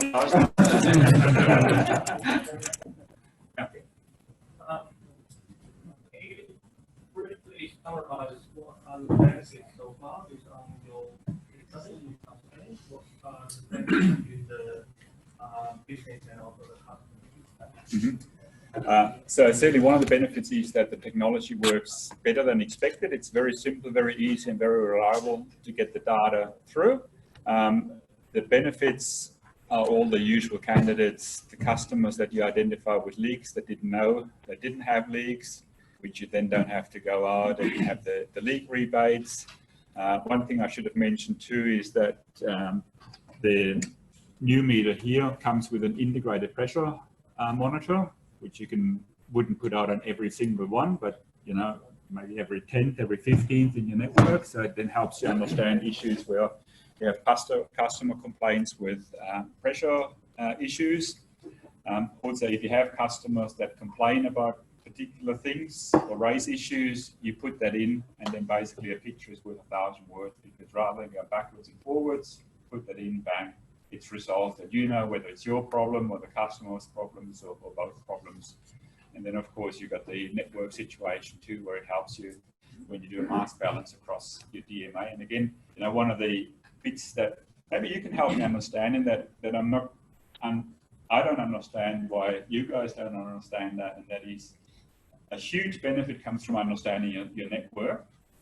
To unlock those benefits, you don't actually have to monitor every single meter in the network, because you won't be able to do that on day one. But even if you have a DMA of 2,000 connections, if you monitor 200, 250 connections, that becomes quite a chewable, quite a digestible size. You would unlock 80% and more of the benefits. Because again, you don't have to rely on any particular base station. You just put these in like a normal water meter, and it then helps you understand how much water am I losing in that network, in that section, and how can I address that. Can I possibly just gate crash your answer? Sure. So, just to add to my initial comments there, I'm going to paraphrase a soundbite from Mike Rossler at City Hall. And in the video that I say I'll share, he talks about the fact if he can change customer behaviour by 5%, that's 5% less he's got to spend on infrastructure. If you knock off the 5% usually goes off the peak water, and then that drives that investment. Yeah. I mean, the other part that I think is very important too, and I really sort of appreciate having a room here where we can really honestly talk with each other, as opposed to grandstanding in Oswater, where everybody tells you how wonderful their project was and you never talk about the gremlins. And that is, I think in a lot of those trials, more rigor and effort ought to go into deriving those benefits. There's been too much effort into proving out technology and deploying the meter and doing all those things. I don't think everybody has allowed enough time, and with that also money and resources, to grab the data, analyze it, and then drive some of those use cases and actually say, okay, look, we've got that piece of data now, what do we actually do with it? And as part of the trial, allocate money for those things so that you truly prove out those use cases. Digital metering is all about the data, it's not what you do. Right, yeah. Yeah, great. All right, thanks, Michael. Thanks, good. Really appreciate it. Thanks. Everyone, just keep doing I'd like to invite Mark Halliwell. Mark's from Tagle, of course, and he's the business development manager with Tagle. So, Mark, thanks for coming down today, and looking forward to your presentation. Which one? Yeah, there's the right stick there. Which one is it? Oh, that's your one you gave me just now. Oh, great, thanks. Yeah. Good morning, everyone. Thanks for your patience. I was a little bit challenged with the technology, and finally Michael has been able to get my PowerPoint to work. How many of you have heard of Tagle? Not quite everyone. Okay, that's good. What I'll do this morning is, I've only got 15 minutes, so I'll give you three things. One is a quick update and overview of Tagle. Another is a quick update on our meter data management platform, which we call MyWater. And then what I would say is a market update, which is just some observations from my side of the field, if you will, as to what's happening on your side of the field. Forgive me if I sort of overstep the mark, don't shoot the messenger. It's really just observations of particularly how we see things differing between what I would refer to as the smaller water service providers and the major ones. This is just a quick snapshot of how our network has grown over the last 5 years.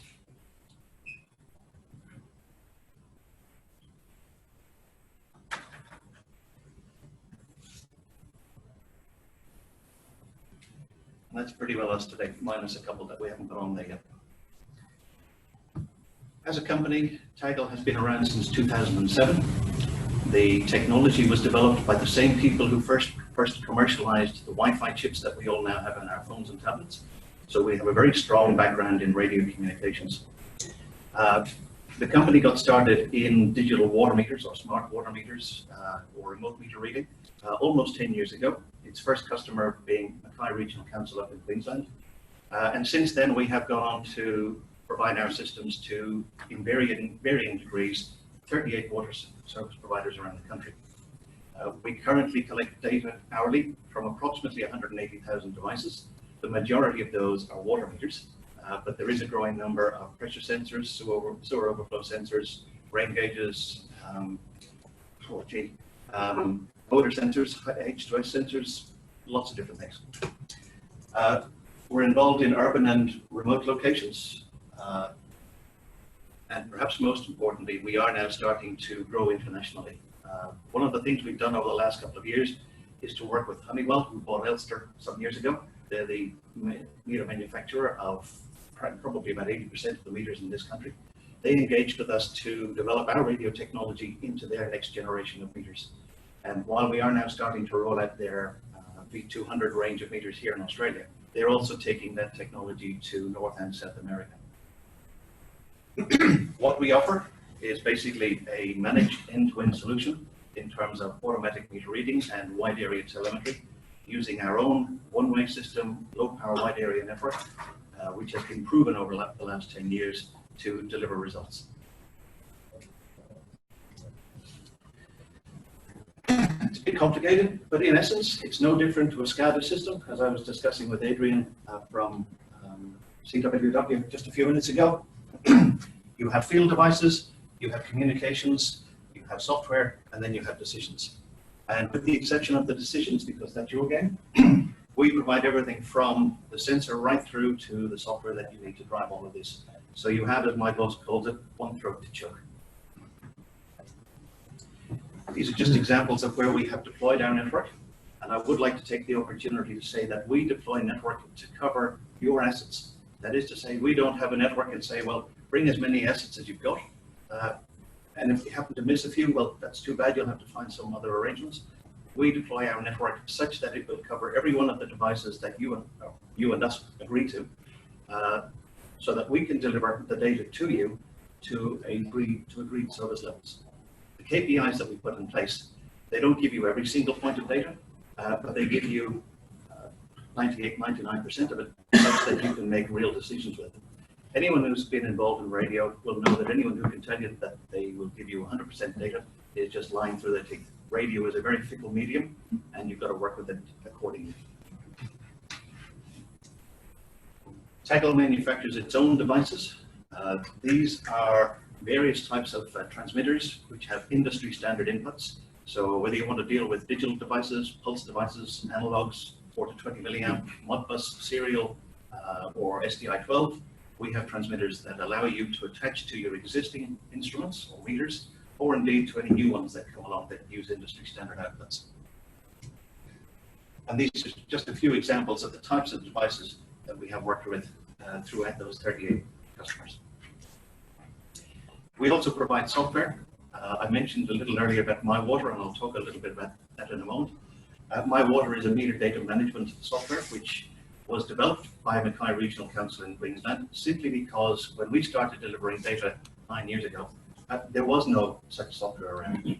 And it has now become arguably the de facto standard, if you like, within those water utilities that are actively engaged in automatic meter reading. Our system is scalable. Telstra will tell you that they cover 98% or 99% of the population. That's true if you have a mobile phone and you can afford to wander around. When it comes to fixed devices like meters and other instruments, maybe not quite so broad. As I mentioned, our network we put in place to cover all of your devices. And from a back-end perspective, we have loaded up virtually our back-end to 10 million meters, which is approximately all of the meters in Australia, without breaking a sweat. So we know that we can deploy our network anywhere it's required, and we know that we have a back-end system that's scalable up to every single meter in Australia.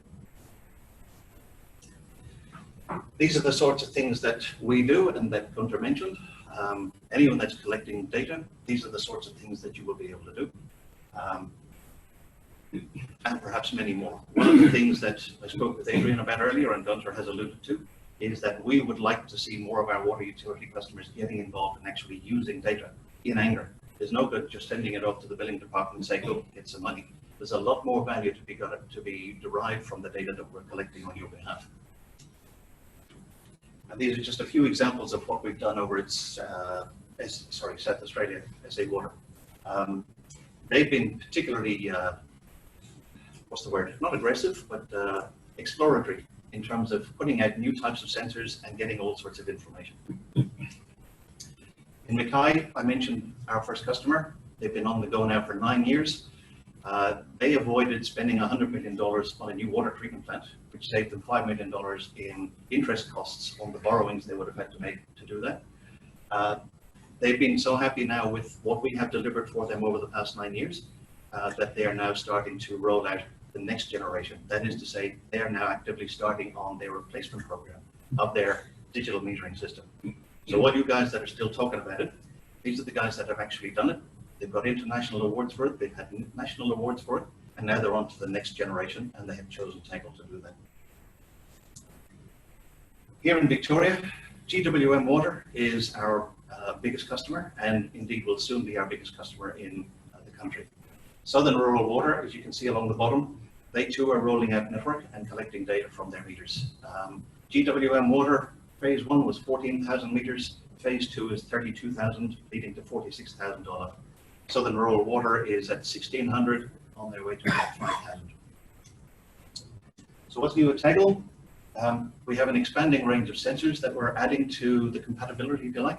It's not real hard because industry standard outputs make it very easy. I mentioned Honeywell, the fact that we've engaged with them to build our technology into their meter. We're also working with Akiba to build our technology into their electromagnetic flow meters, which will give us all a lot more flexibility in terms of monitoring both potable water and non-potable water. And we're also engaged in developing our own next generation of technology. This particular device, which we refer to as Cockatoo, will be capable of many different types of radio systems. Apart from Tangle, it will also be capable of LoRaWAN, it will also be capable of NB-IoT, and anything else that comes along.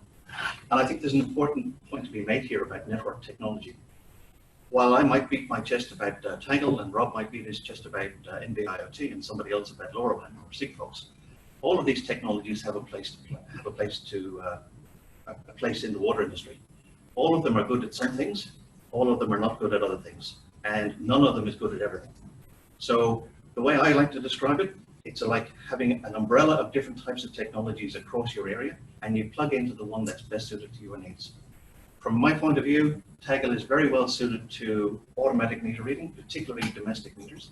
NB-IoT is very, very good at devices that have higher bandwidth requirements or higher speed requirements, or are more expensive. NB-IoT isn't everywhere, but where it is, it works very well. And so what we want to do is provide our customers with, as I said earlier, one throat to choke, where we can provide Tangle network or LoRaWAN or NB-IoT where it's appropriate.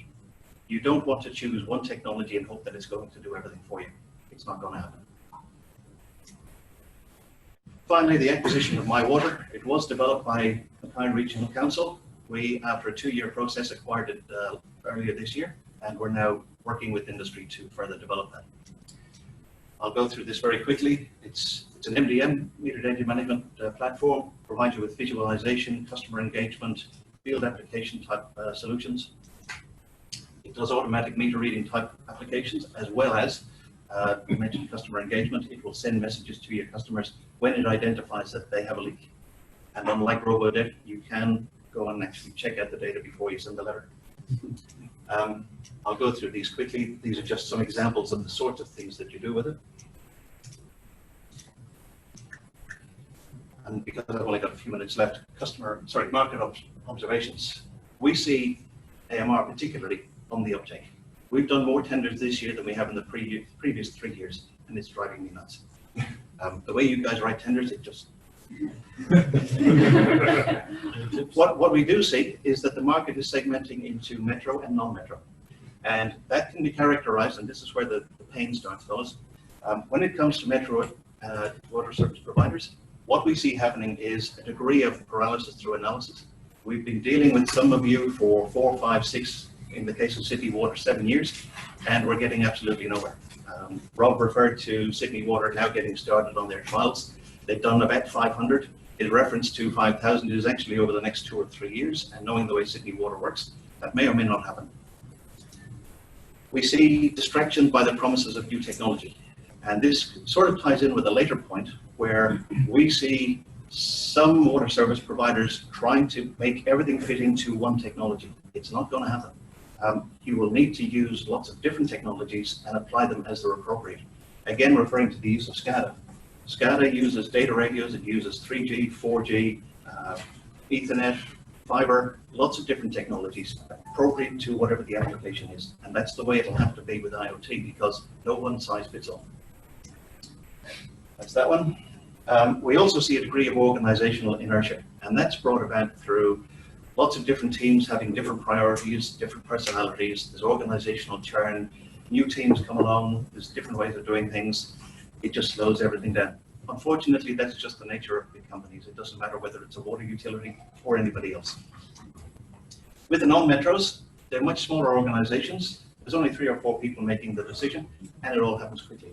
And we have to say thank you to those guys, because we would not be in business if we had to wait for you metros to get on with it. They're also unencumbered what I refer to as inter-silo warfare. It's, again, a factor of just every big company. They all have it, including Telstra, I'm sure. But they have also been influenced by the availability of an integrated water meter. I didn't bring one with me today because they weigh a ton, and airlines get a bit catchy with these things. They think you're going to beat somebody over the head with it. But our integrated water meter from Elster or Honeywell, the V200, has been very well received by particularly the rural and regional water service providers. Indeed, we're rolling out close to 30,000 of them for GWM Water at the moment here in Victoria. And overall, we have a backlog of about 60,000 meters that we need to deploy in the next 12 months. Heading to the end, communications technologies. I've kind of said it earlier, but there are lots of technologies out there. There's us, there's NB-IoT, there's LoRa, there's Sigfox. There's a few overseas that aren't here yet. There's somebody from, Sean from Suez will probably tell you about his as well. None of them is good for everything. You've got to pick the right one for the task, because ultimately it's the endpoint costs that are going to kill your business case. If you don't have a device that's $100, $150 across your 700,000 or your 1.3 million or whatever it is endpoints, it's just going to kill you. And that's why you need to choose the right tool for the job. We see one-way technology as being very predictable in terms of its life cycle costs and its performance, which is why up at Mackay, at the end of 9 years, they're now comfortable to say, yes, we're coming to the end of life. We can start programming our next generation. I've mentioned communications coverage, and finally, who are you going to call? If you're dealing with multiple people to give you a solution, if it all goes pear-shaped, who are you going to call to fix it? We at Tangle provide an end-to-end managed solution, and we take responsibility for that. So if you have a problem from anywhere from the meter right through to delivering the data, that's us. Thank you. Thanks, Mark. Okay, next up is Nathan Smith from Akiva. I'd just like to say, thanks to Nate for coming down from Queensland. And also, I know we've got folk from Sydney here today, Mark, Gunther, I think Sean, come pop down for this. So thanks for making the effort to come here, but you're the longest travel on that, so over to you. Thanks. Yeah, look, thanks guys, thanks for having us. I actually struggled with, coming up with some content for this morning's meeting, and partly because actually there's a really broad front to drag along. There's a broad scope in possible discussion points here, and so hopefully I did dull it down quite a bit, and I've tried to stay away from some of the technical stuff, but hopefully I can bring a unique perspective, because Akiva is actually a digital water meter designer and maker, and that's a bit different, to some of the perspectives we'll hear from more the network providers and the end-to-end solution providers, and certainly a bit different for Australia, because in the context of where we play in the space. So first, I'll just introduce Akiva. Hopefully, many in the room have heard of us, but I will point out really a technical theme. We as a product designer and maker, we don't have a sales force at all. Mick, he's here today, and myself as a product manager, we're sort of it in the commercialisation of our product, and I think there's a lot of improvements we need to make there, because it's no use having a good product if nobody knows about it. So we're aware of that, and our business in the last probably 6 months is working on making that transition into commercialising our technology, commercialising our product, so that hopefully our customers get some value out of it. We are based up in southeast Queensland, and just recently we've had to tear ourselves away from a very good lifestyle on the Sunshine Coast, and we moved into the northern suburbs of Brisbane, and that was for the business. Both Mick and I, sort of addressed the reality that we needed to get closer to the resource pool that we needed to make sure we make this business a success. And I'm talking about human resources as well as the industry we need to support where our business is going. We've founded in 2011, so we have been around for a long time. So we've been on the roller coaster ride in digital metering since the beginning, and it's been a fairly bumpy ride. And it's because one of the things I'll get to is we talk about digital metering, and generally when anybody's talking about digital metering, they're talking about connected meters. But we actually do have a digital meter, which is a true static meter, digital to the core. And so there's two parts to the proposition. There's actually the sensor, and there's the comms. And it's very important as an industry that we acknowledge that, because our digital metering platform, which I'll talk about, is a digital metering platform, and it doesn't care what the comms is. But we also do need it to be connected to leverage full value. But I'll get into that in a little more detail as we walk through some slides here. We have product design capability is entirely in Australia, in the office in Brendale, and and it's heavily weighted at the moment toward comms integration expertise, because that's really where the market is. Everybody's trying to work out what's the right comms. We certainly have a good, our view is we need comms, and actually they're all great. We've been there since the beginning. There's been some definite learnings along the way, but any of the comms solutions that are available today will provide you data from a digital water meter.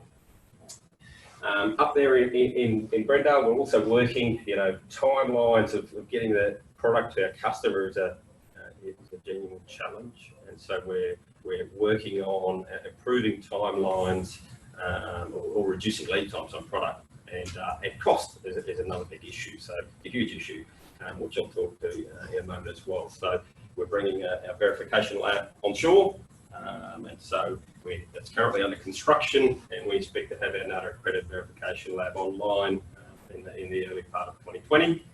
And we're also doing something extremely un-Australian and working to bring final product assembly onshore as well. So at the moment, and that's underway as we speak, and heavily backed, all of our funding comes from Takahata Precision, the Japanese company. Our water meter is actually currently wet manufactured in Japan, in Yamanashi Prefecture, and it's always good to get over there for some of the local food. But Takahata fundamentally bring the vision, the stability, the financial security, and we're very grateful for that, because they're very, very long term. And this is basically the chairman of Takahata. This is his passion project. So he's committed to this for the long term. And certainly with the journey we've been on, we're very fortunate to have that. It's a long journey. But what they do bring, apart from the financial stability and that long-term vision there, they've also got a massive manufacturing footprint.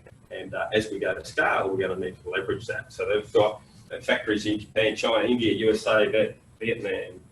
More recently, they bought a factory online in Spain.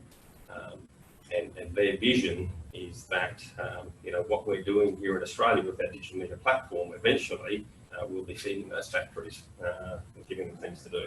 So if I jump into our product, what differentiates it in the marketplace? As I said, it is it's a true static meter, so no moving parts. We use the electromagnetic flow measurement principle, and all the measurement techniques are different, just like the comms. Actually, the sensors have pros and cons as well, and we're very aware that as an industry, nobody's talking about this bit, but it does matter, because ultimately all the comms is going to do is connect these sensors.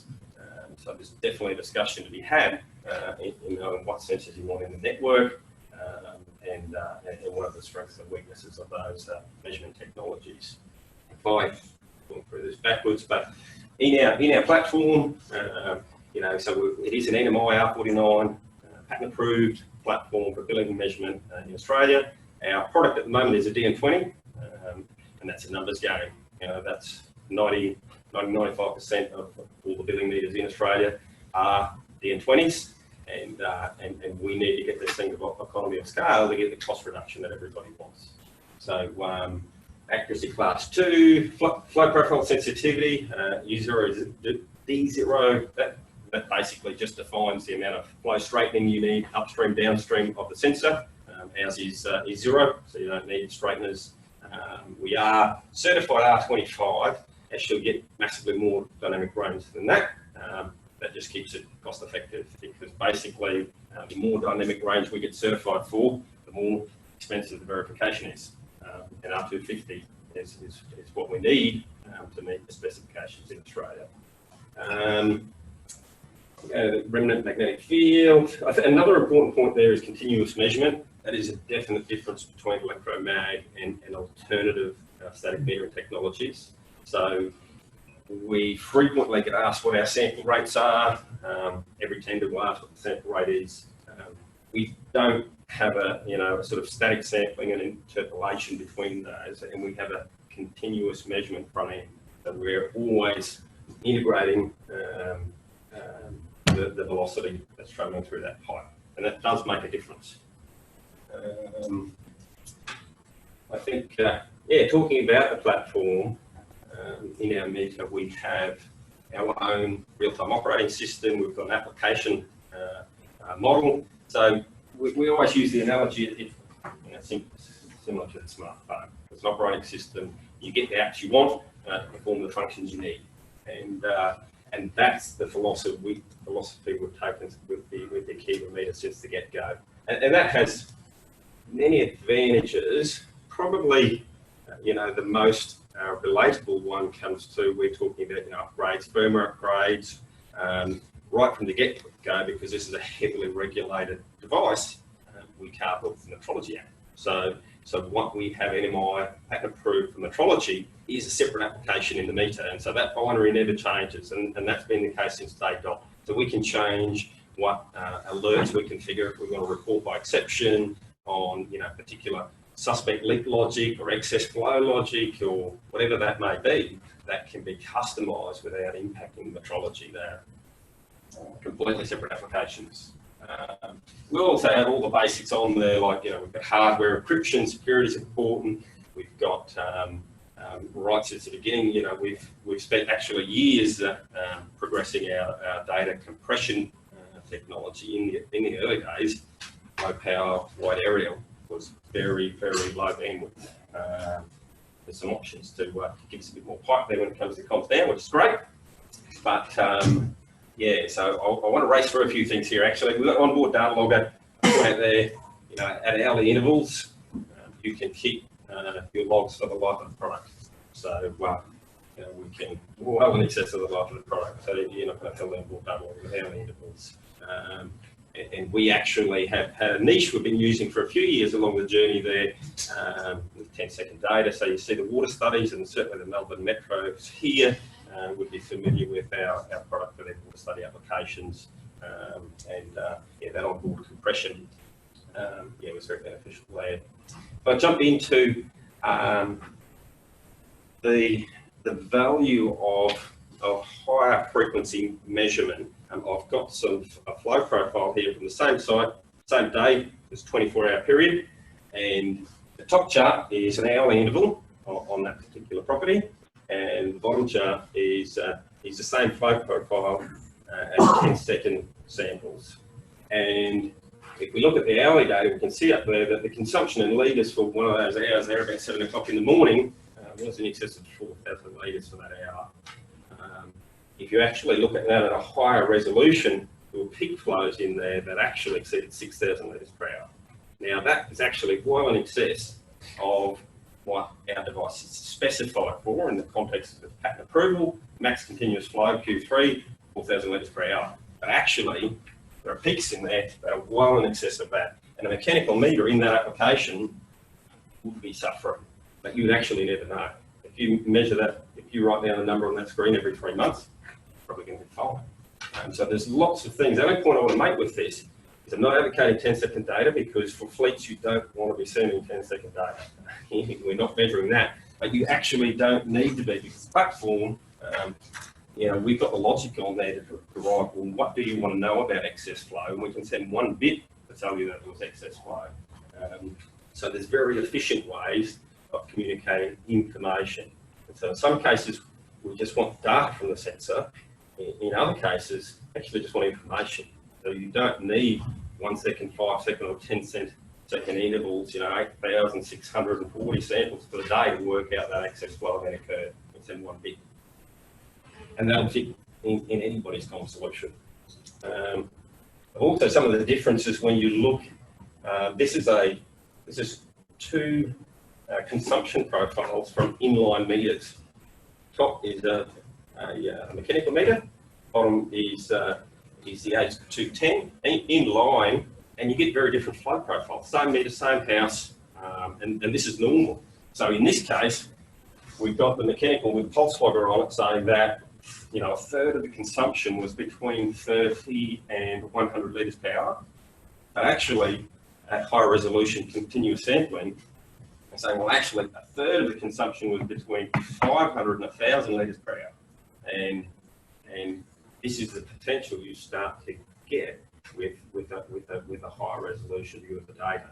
And as I say, I'm stressing that you don't have to send all that data. It's about what information you can derive from it, pass up through the system. As to be expected, 15 minutes does go very quickly. So yeah, I'll try and race through a few key points. We're very much, KIB is very much aware there's a vertical. So when it comes to, comms, we need comms. There's pros and cons, which is a message everybody's gone through. There's pros and cons with all of them. But actually, to get data from your network, in our perspective, to get your meter registration, to get you some flow profiles at say hourly intervals, to get some exception-based alarms, they all work. And when it comes to open connectivity, we're absolutely motivated to be open. Fundamentally motivated because we sit down here for the utilities to get value out of our solution, it needs to be integrated. Just unfortunately, we don't sort of have this ubiquitous omni-connectivity in our product right from the get-go, and that's an engineering process. So it's important, I'd encourage everybody to look for opportunities.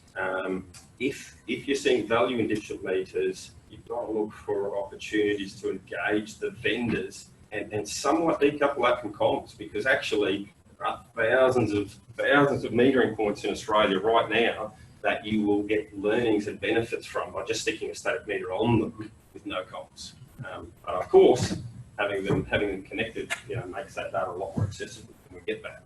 But there are two parts to this puzzle.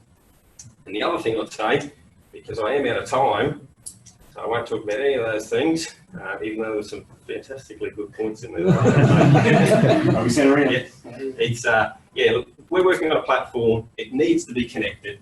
Historically, the coupling's on the pipe. That was where the interface layer was. If you're in Victoria, you need coupling X. If you're in New South Wales, you need coupling Y. That still exists. And in fact, to get the economies of scale, it's more than just the couplings in Australia. It's the couplings in New Zealand for us, it's the couplings in Japan. To get economies of scale, we've got to look for bits in our product that we can make at volume. And now we're adding to this the comms layer. That's just for us, that's just another interface layer. There's a serial port in our device that we've got programmed to manage a radio layer. And what that radio layer is, pros and cons, but they're all good. And yeah, that's all the stuff I was going to talk about. But I think, and definitely to reiterate a few of the points, nobody's going to get it 100% right first go. And we've got to find a way as an industry to actually engage on this journey, because they keep spending millions of dollars anyway. And I'll tell you what, that money would be far better leveraged with engagement and feedback cycles from the industry, because if we're investing that money in what you guys want, better outcomes for everybody. So, and I've got a really simple example there, because people can get, a little bit put off or concerned about failure, but the lessons can be really, really simple.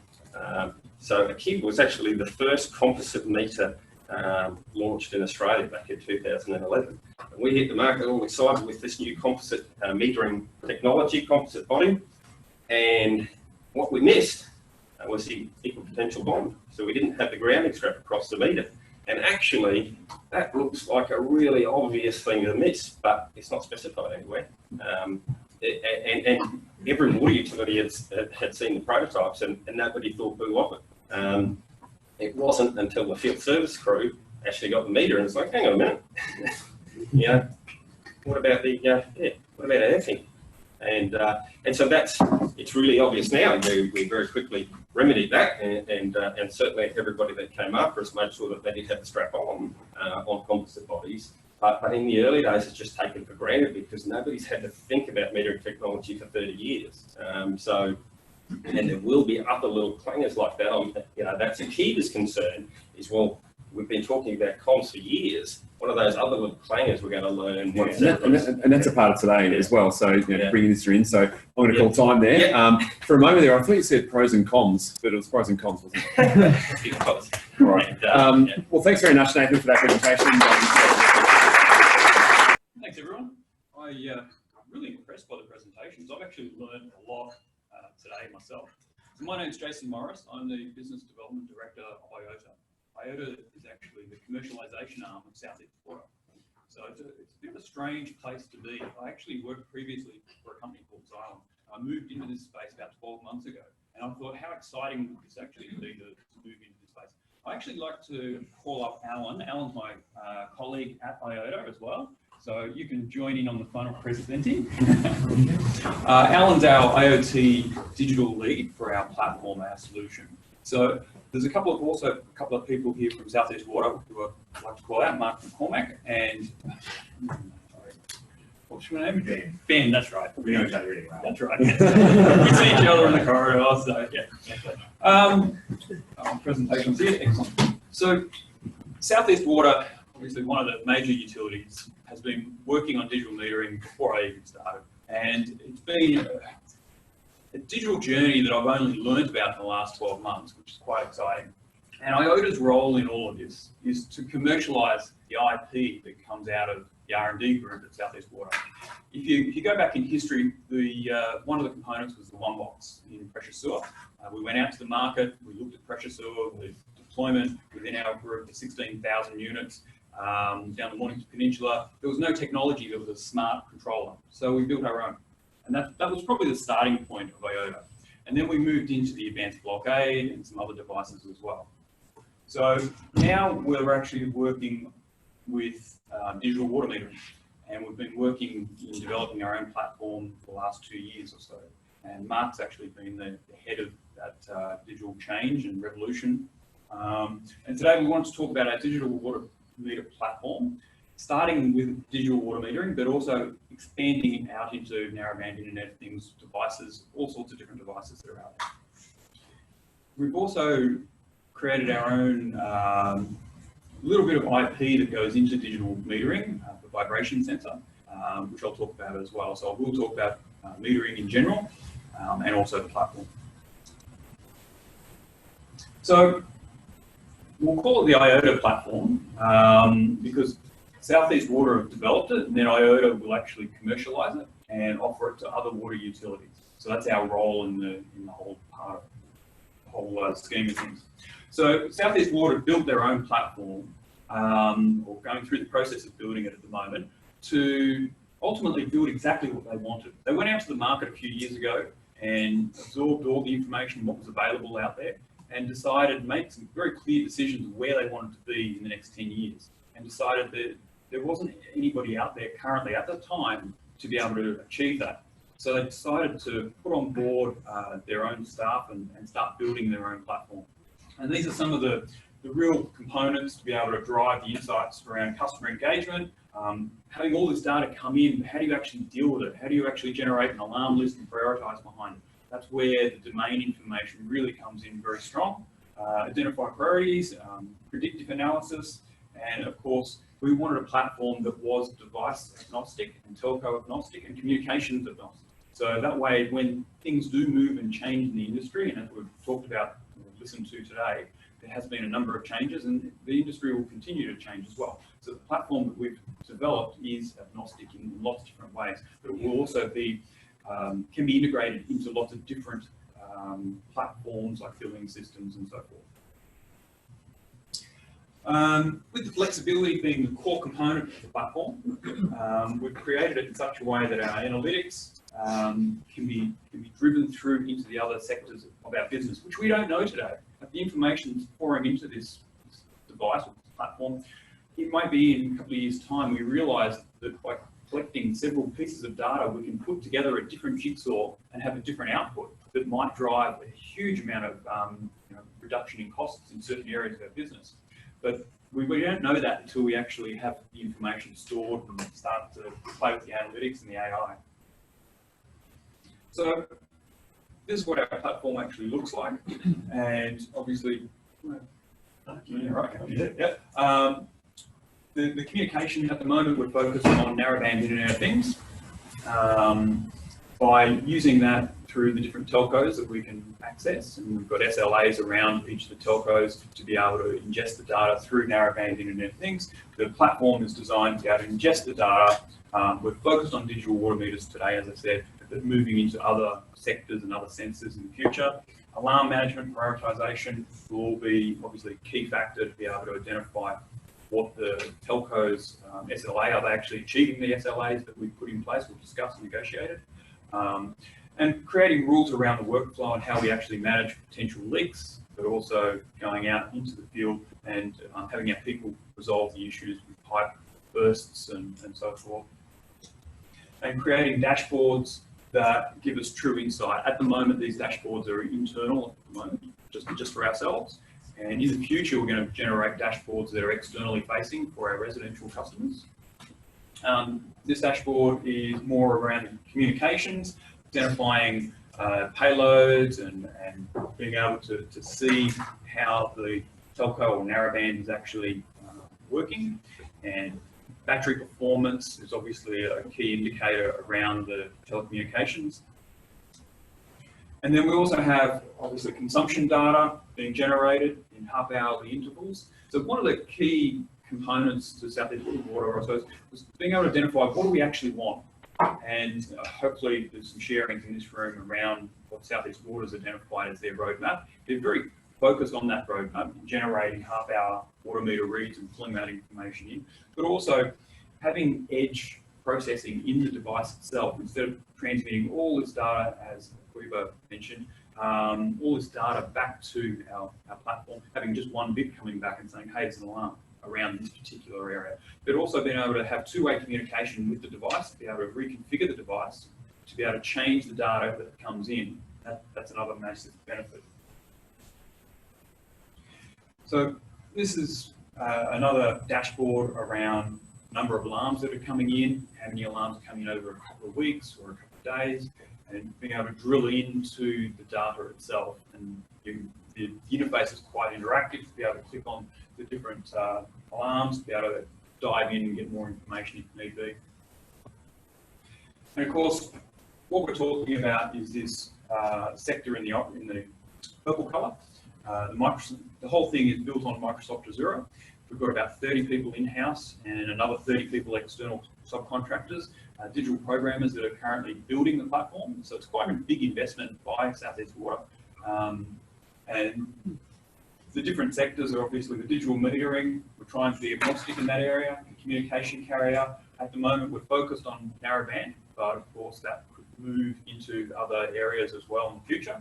And the output being the utility applications in the CRM.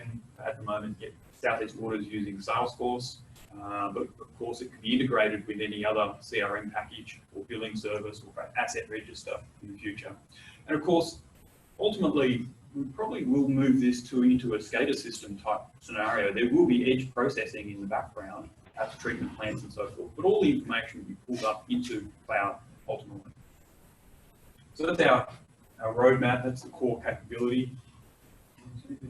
Well, I was going to point out that all of us was mentioned through them, but yeah, we're talking about NB-IoT at the moment, but that's not limited. There is a roadmap, a plan to talk about LoRaWAN and other communication devices. But can you go back a slide? Yeah, please. Yeah. When we look at this dashboard, this is where I guess the sense of rubber meets the road. We talked today about telco methodologies, whether it's NB-IoT or Taggle, the meta types we're using, how we're going to capture the information, but the business case we're referring to and we're trying to understand at the moment, they come out of that. You get the information, you get the data, you get the spread of communications, you get the networks working. But what you want to achieve with your water loss, your savings, your leaks, your customer behaviour patterns, your revenue, investment in infrastructure, your decisions and your thinking come from this sort of approach. So having the data there presented to you in a clear way. And this is a water utility for water utilities, what you're seeing here. So they're thinking the same thing already. There's the people in this room that are developing and designing and leading the roadmap here. So what you do, what decision you make based on wants or geographical regions and needs for your telco, particular meter devices you likely prefer, what's going to work with what your sensors you need, the quality, they are all decisions you can all make individually. But the data, how you capture it, how you present it, the insights you gain from it, that's what feeds into your business cases. That's what feeds into your customer behaviour. That's where you get your 3% infrastructure spend reduction from that. Alan's also a business analyst So having Alan's expertise on board has been a fantastic journey as well. So domain knowledge is one of the key aspects. So I wanted to move into digital metering. As I mentioned, we do have some IP that we are putting into a couple of manufactured meters today. And having daily tracked water usage and increases the visibility of our network. We know this. We already know this sort of stuff already. So I'll move on. I think the key for us is this integration of the vibration sensor. It's a new area. It's something that came up within our water authority to not only look into the residential's house, potential leakage, but also into our own network. Is there a leak between the main and the meter itself, somewhere in the network itself? And being able to capture that non-revenue water early will be the benefit. So the meters that we're looking for ultimately have, obviously, at the moment we're using narrowband Internet of Things. That's our flavour. That's where we want to be. Or Southeast Water, where they want to be. But more so, we want to push into this vibration and pressure sensors within the actual meter itself. We're looking for something that's got a 10-year battery life and is not locked into a particular vendor or telco that is agnostic, that can be moved around a little bit. So the meter tech, 20 mil, there's quite a lot of information there. I'm not going to go into too much detail. The testing that we've done so far on the meters that we're using, we're getting somewhere just under the 15-year battery life based on a half an hour meter read. And obviously we can send firmware and configuration down to the device. And every time we do that, that uses the battery life down a little bit as well. So we're estimating within that just under 15 years with firmware upgrades on a yearly basis, with configuration updates as well.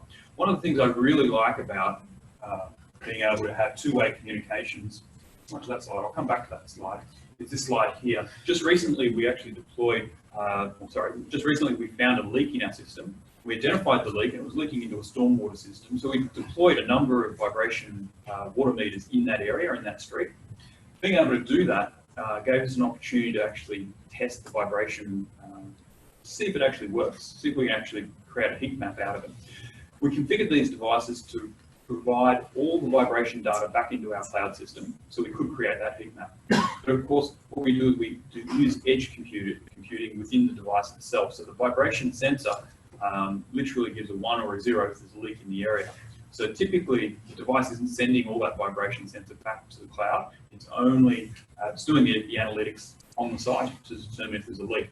But when we reconfigure those meters from remote, we can turn on that vibration data if we want to, bring it all in-house for maybe a week, and then turn it back off. So yes, it might be detrimental to the battery because the payload's a lot bigger, but we can gather the vibration. We can actually pick up and read this information that's coming into our system and be able to pinpoint the actual leak within the network.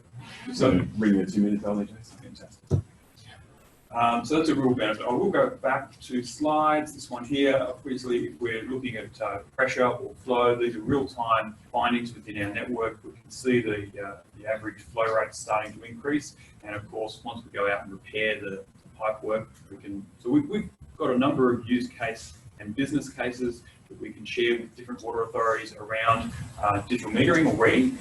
We have approximately, I think it's 1,500 digital water meters in our network, and we're deploying 10,000 early next year. So we're going to roll out very, very quickly.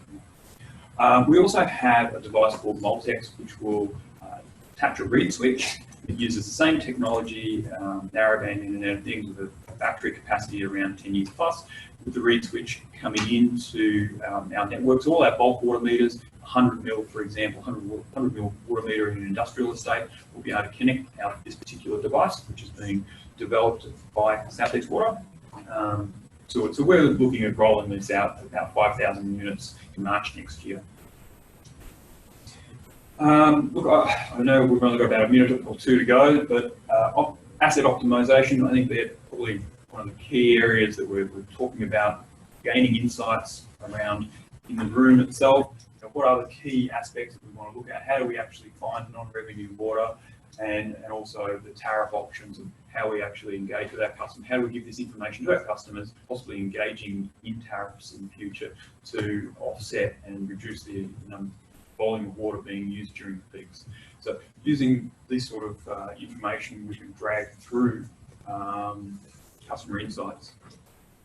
So I'd like to thank you for the opportunity to come and chat to everyone. Thanks, Jace. At that point, All right, we last but not least, I'd like to introduce Sean Cohen from Suez. Sean's lead on smart water with Suez. So Sean's come down from Sydney to talk to us today, and yeah, he's the last one, and he's got a few props, which looks encouraging. You gotta have props. Hi, everybody. I'm Sean. Does everybody really want lunch? Yes. Who's heard of Suez? Okay.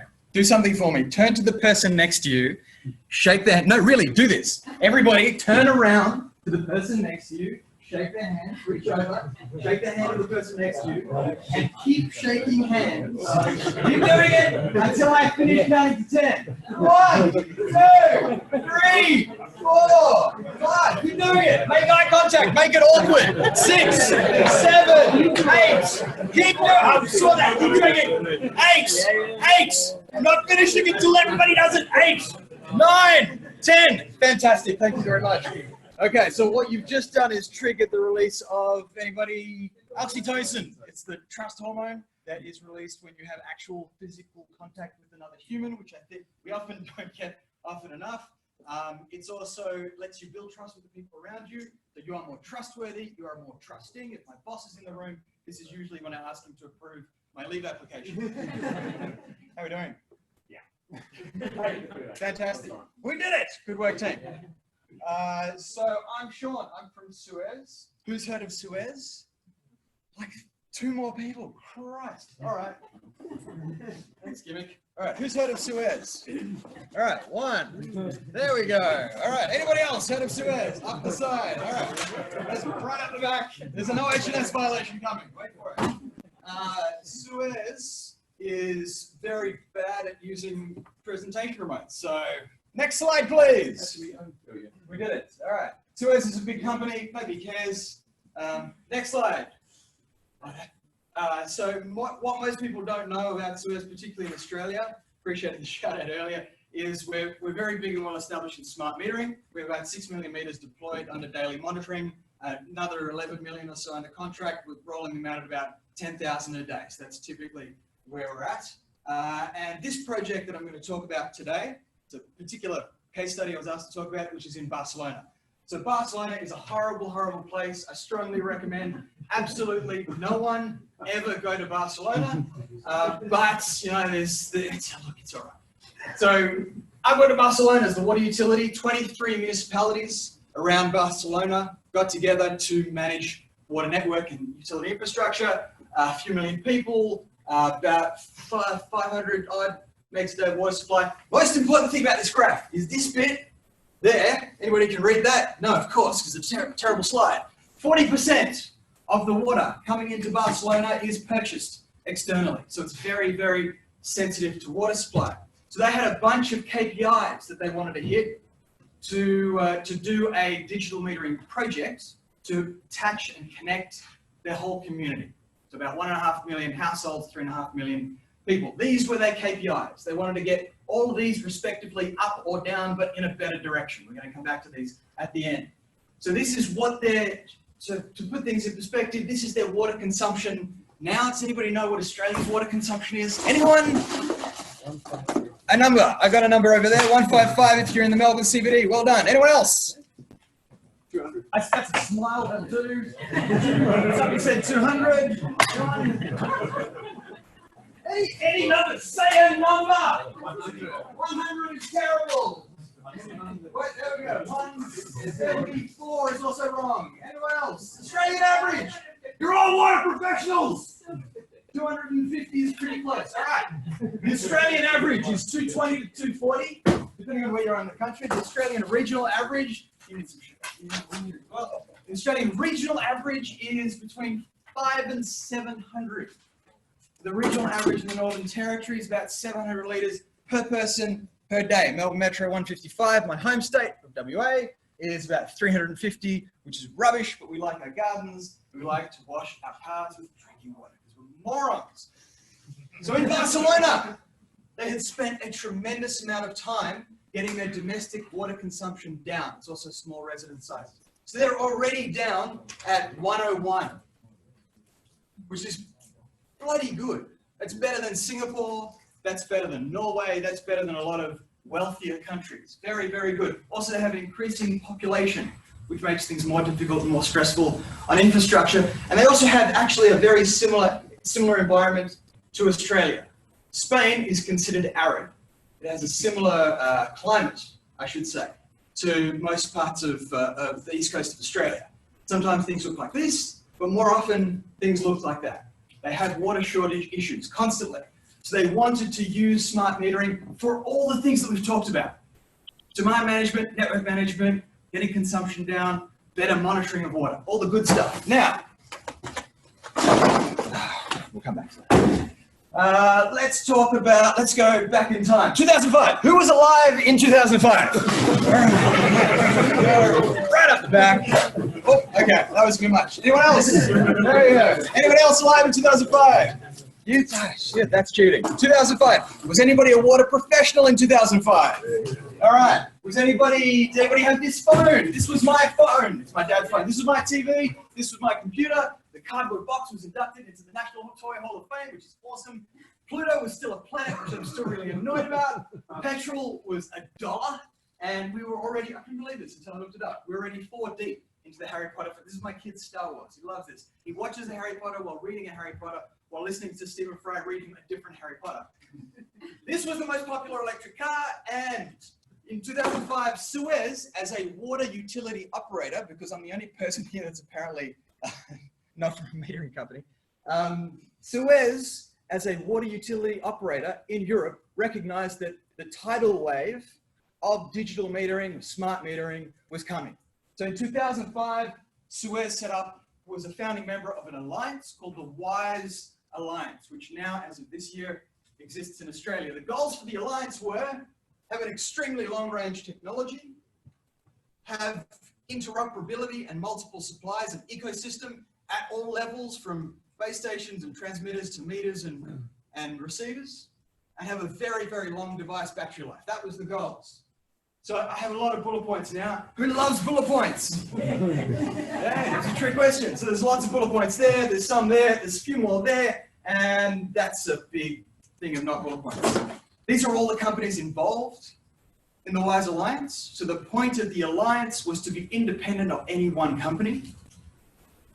This was the goal of the battery technology. I apologize for racing through. The battery technology was proven by a series of autopsies we did since the first installation. This is an example. This is a device that we installed in 2008, pulled out in 2016, and we sent it to SAFT for autopsies. I'm happy to share the reports. This one had about 13.5 years worth of battery life left in it. So the devices that we bury last as long as the mechanical devices they're attached to. That was a very important goal. And finally, very, very long range. So the WISE Alliance picked a standard, an existing open standard called Wireless MBus, which is now approved for use in Australia. We're using it in Australia and New Zealand.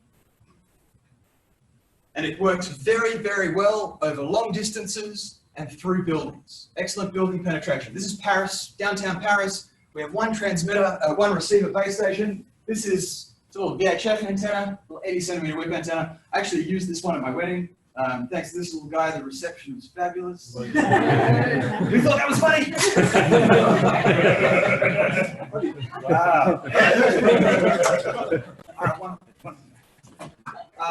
So it works very, very well as a banana and a camel for scale. And as some examples of deployments, this is Bora Bora, which is a beautiful spot. If anybody insists on a site visit, then I have to take you. So we covered 30 square kilometers of Bora Bora and through the middle of a volcano. And going into Harvey Norman and getting a volcano attachment for an antenna is difficult. There's no SKU for it. So we covered that with 3 of these, 2,000 devices, and we even covered Rattay, the neighboring island, which was 20 kilometers away. And then for larger deployments, Malta, we covered 250,000 smart meters. The deployment was finished in 2015, and the whole country's covered with about 180 of these. So it's very, very good in developed areas. So we have all of these things. This is all 2005. We have all of these things now well established. So Barcelona, 2015, Barcelona, as part of a series of assessments, approached Suez because you guys have experience in smart metering, and it's the best, and you have the most attractive engineers, and they were really, really interested in devices. But what they came soon to realize, which I think everybody in this room realizes, is there's a whole value chain. So I love talking about this stuff because I'm a nerd and I love gadgets and boxes with wires in them, but you need all of this stuff. And it is important to recognize you have all of this stuff. The point of the WISE Alliance was to make sure that there was openness and interoperability at every layer. So they did a bunch of comparative assessments and then started the deployment. And we're about halfway through. We've deployed 500,000. So of the 4 million odd water meters that we monitor, 500,000 of those are in Barcelona. We covered 400 square kilometers. We're deploying about 1,000, now it's 1,000 devices per day. These were the decision, taking photo of this one, so people taking photos. These are the decision criteria. Does this look familiar to anybody? Or if anybody's writing tender specs, it's worth a chocolate. Does anybody have any ticks against any of these? Right, there's one in the middle, there's a couple on the side. These are the decision criteria that I went to Barcelona procured according to. So this is what we needed to comply to when we picked wireless M-Bus and WISE as a standard and when we deployed the project. Things like we needed lots of different suppliers for everything from base station equipment to meters. We needed to guarantee technological availability until 2041. So whether we provided network as a service or whether we provided equipment, we needed to guarantee, and our partners in the alliance needed to guarantee until 2041 that everything would be available. So think about that. You start today, it's a 10-year deployment program. You want your devices in the ground to last 20 years. All of a sudden, you're making a 30-year decision. So do your experiments, do your trials. Absolutely, test everything. But pick a partner that you know that's going to be around. Needs to be bi-directional, needs to work deep indoors, so all that stuff worked really well. So that's an example of some of the deployments. Installing one of these, the actual installation takes about an hour. It's actually very quick. Sometimes getting access to the buildings and the facilities is a little bit more difficult than that, but the actual installation of the equipment is very easy. And this is the monitoring center. This is the total head count of people that are monitoring all of Spain. This is not just Barcelona. They're monitoring about 1.5 million devices. This is Jose and no. I'm not going to say it. It's terrible. And that all feeds into the back end of the SCADA controller. I love this stuff. Fantastic stuff. This is the sort of data they pull out. So why did they make those decisions on the network level? 3 main things. One, they did not want a shared network because they did not feel, again, this is 3 years ago, and technology does evolve. At the time, they could not get the quality of service and the commercial guarantees on shared networks. So they made the decision that they wanted to use a dedicated network. That decision led them to choose a network that would be provided for their purpose. So metering, network sensing, stormwater management, sewage management, and so on. And lastly, that led them to the decision of they wanted to own the asset so that they were in charge of their own destiny, but they wanted to have short-term contracts for 3 to 5 years on the operations. So if anyone's not performing, including us, you're kicked out of the door. This guy works for Suez monitoring. If he screws up, we lose the contract. All right, so we built control rooms. We piped into customer CRMs. We built apps. We did all sorts of things. There were 2 main, what I think were top-level outcomes for this project. Number 1 was a solidarity fund. This was from the savings that they made in going to digital metering and better network management. They put €8 million a year into subsidies for low-income families. The second one was a social tariff, again from the savings, and this was started a few years before. They managed to defer payment of bills, so net out the interest on bills for about 17% of the community. So people that were in financial stress were funded out of this project, out of the benefits from that project. So these are the KPIs. These were the KPIs that the project business case up front was planned on, and this is what we met. Any of these look familiar? Would you like work orders to reduce? or manual reads to go down, which of course is the given, or reduce leakages. Yeah, right, that's all the stuff. These are the things that people are hoping happen. So these were the things that since 2015, over 500,000 metre population, these are the things that they've actually seen in practice. These are the things that you can bet on. Just in a 1 minute mark. 2 minutes?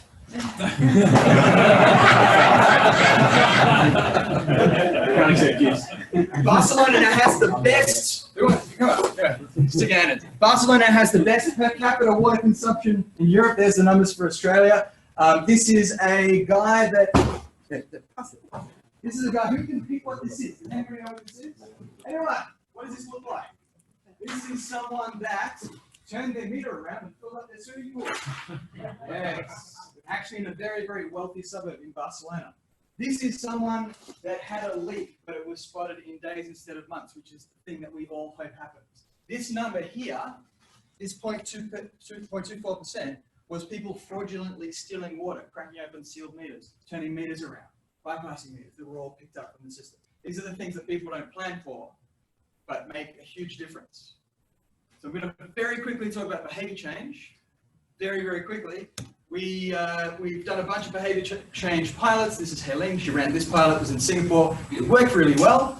We built apps. We built platforms. This is all. We now have hundreds of thousands of users of these platforms. They plug into the back end quite naturally.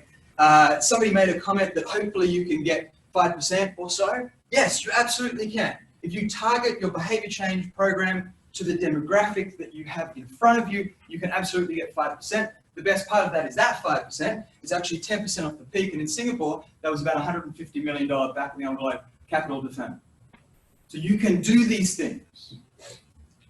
These things are easy and able to do. These are the things you should be writing down. These are the things people love. If anybody has a Fitbit and wants to do their 10,000 steps, you need to convince people that they need to do the 10,000 steps of water. If I said to you 10 years ago, if you've done your 10,000 steps, you think I'm a weirdo with a foot fetish. But now it's just a part of the natural conversation. People need to talk about water that way. Water consumption goes down, leaks get detected. I'd love to say it's all about boxes and gadgets, but it's not. It's about these people. These are the kids and the grandkids of the community that did the trial. These are the, we call them water ambassadors. And in the community engagement program, these were the people that actually got people to change.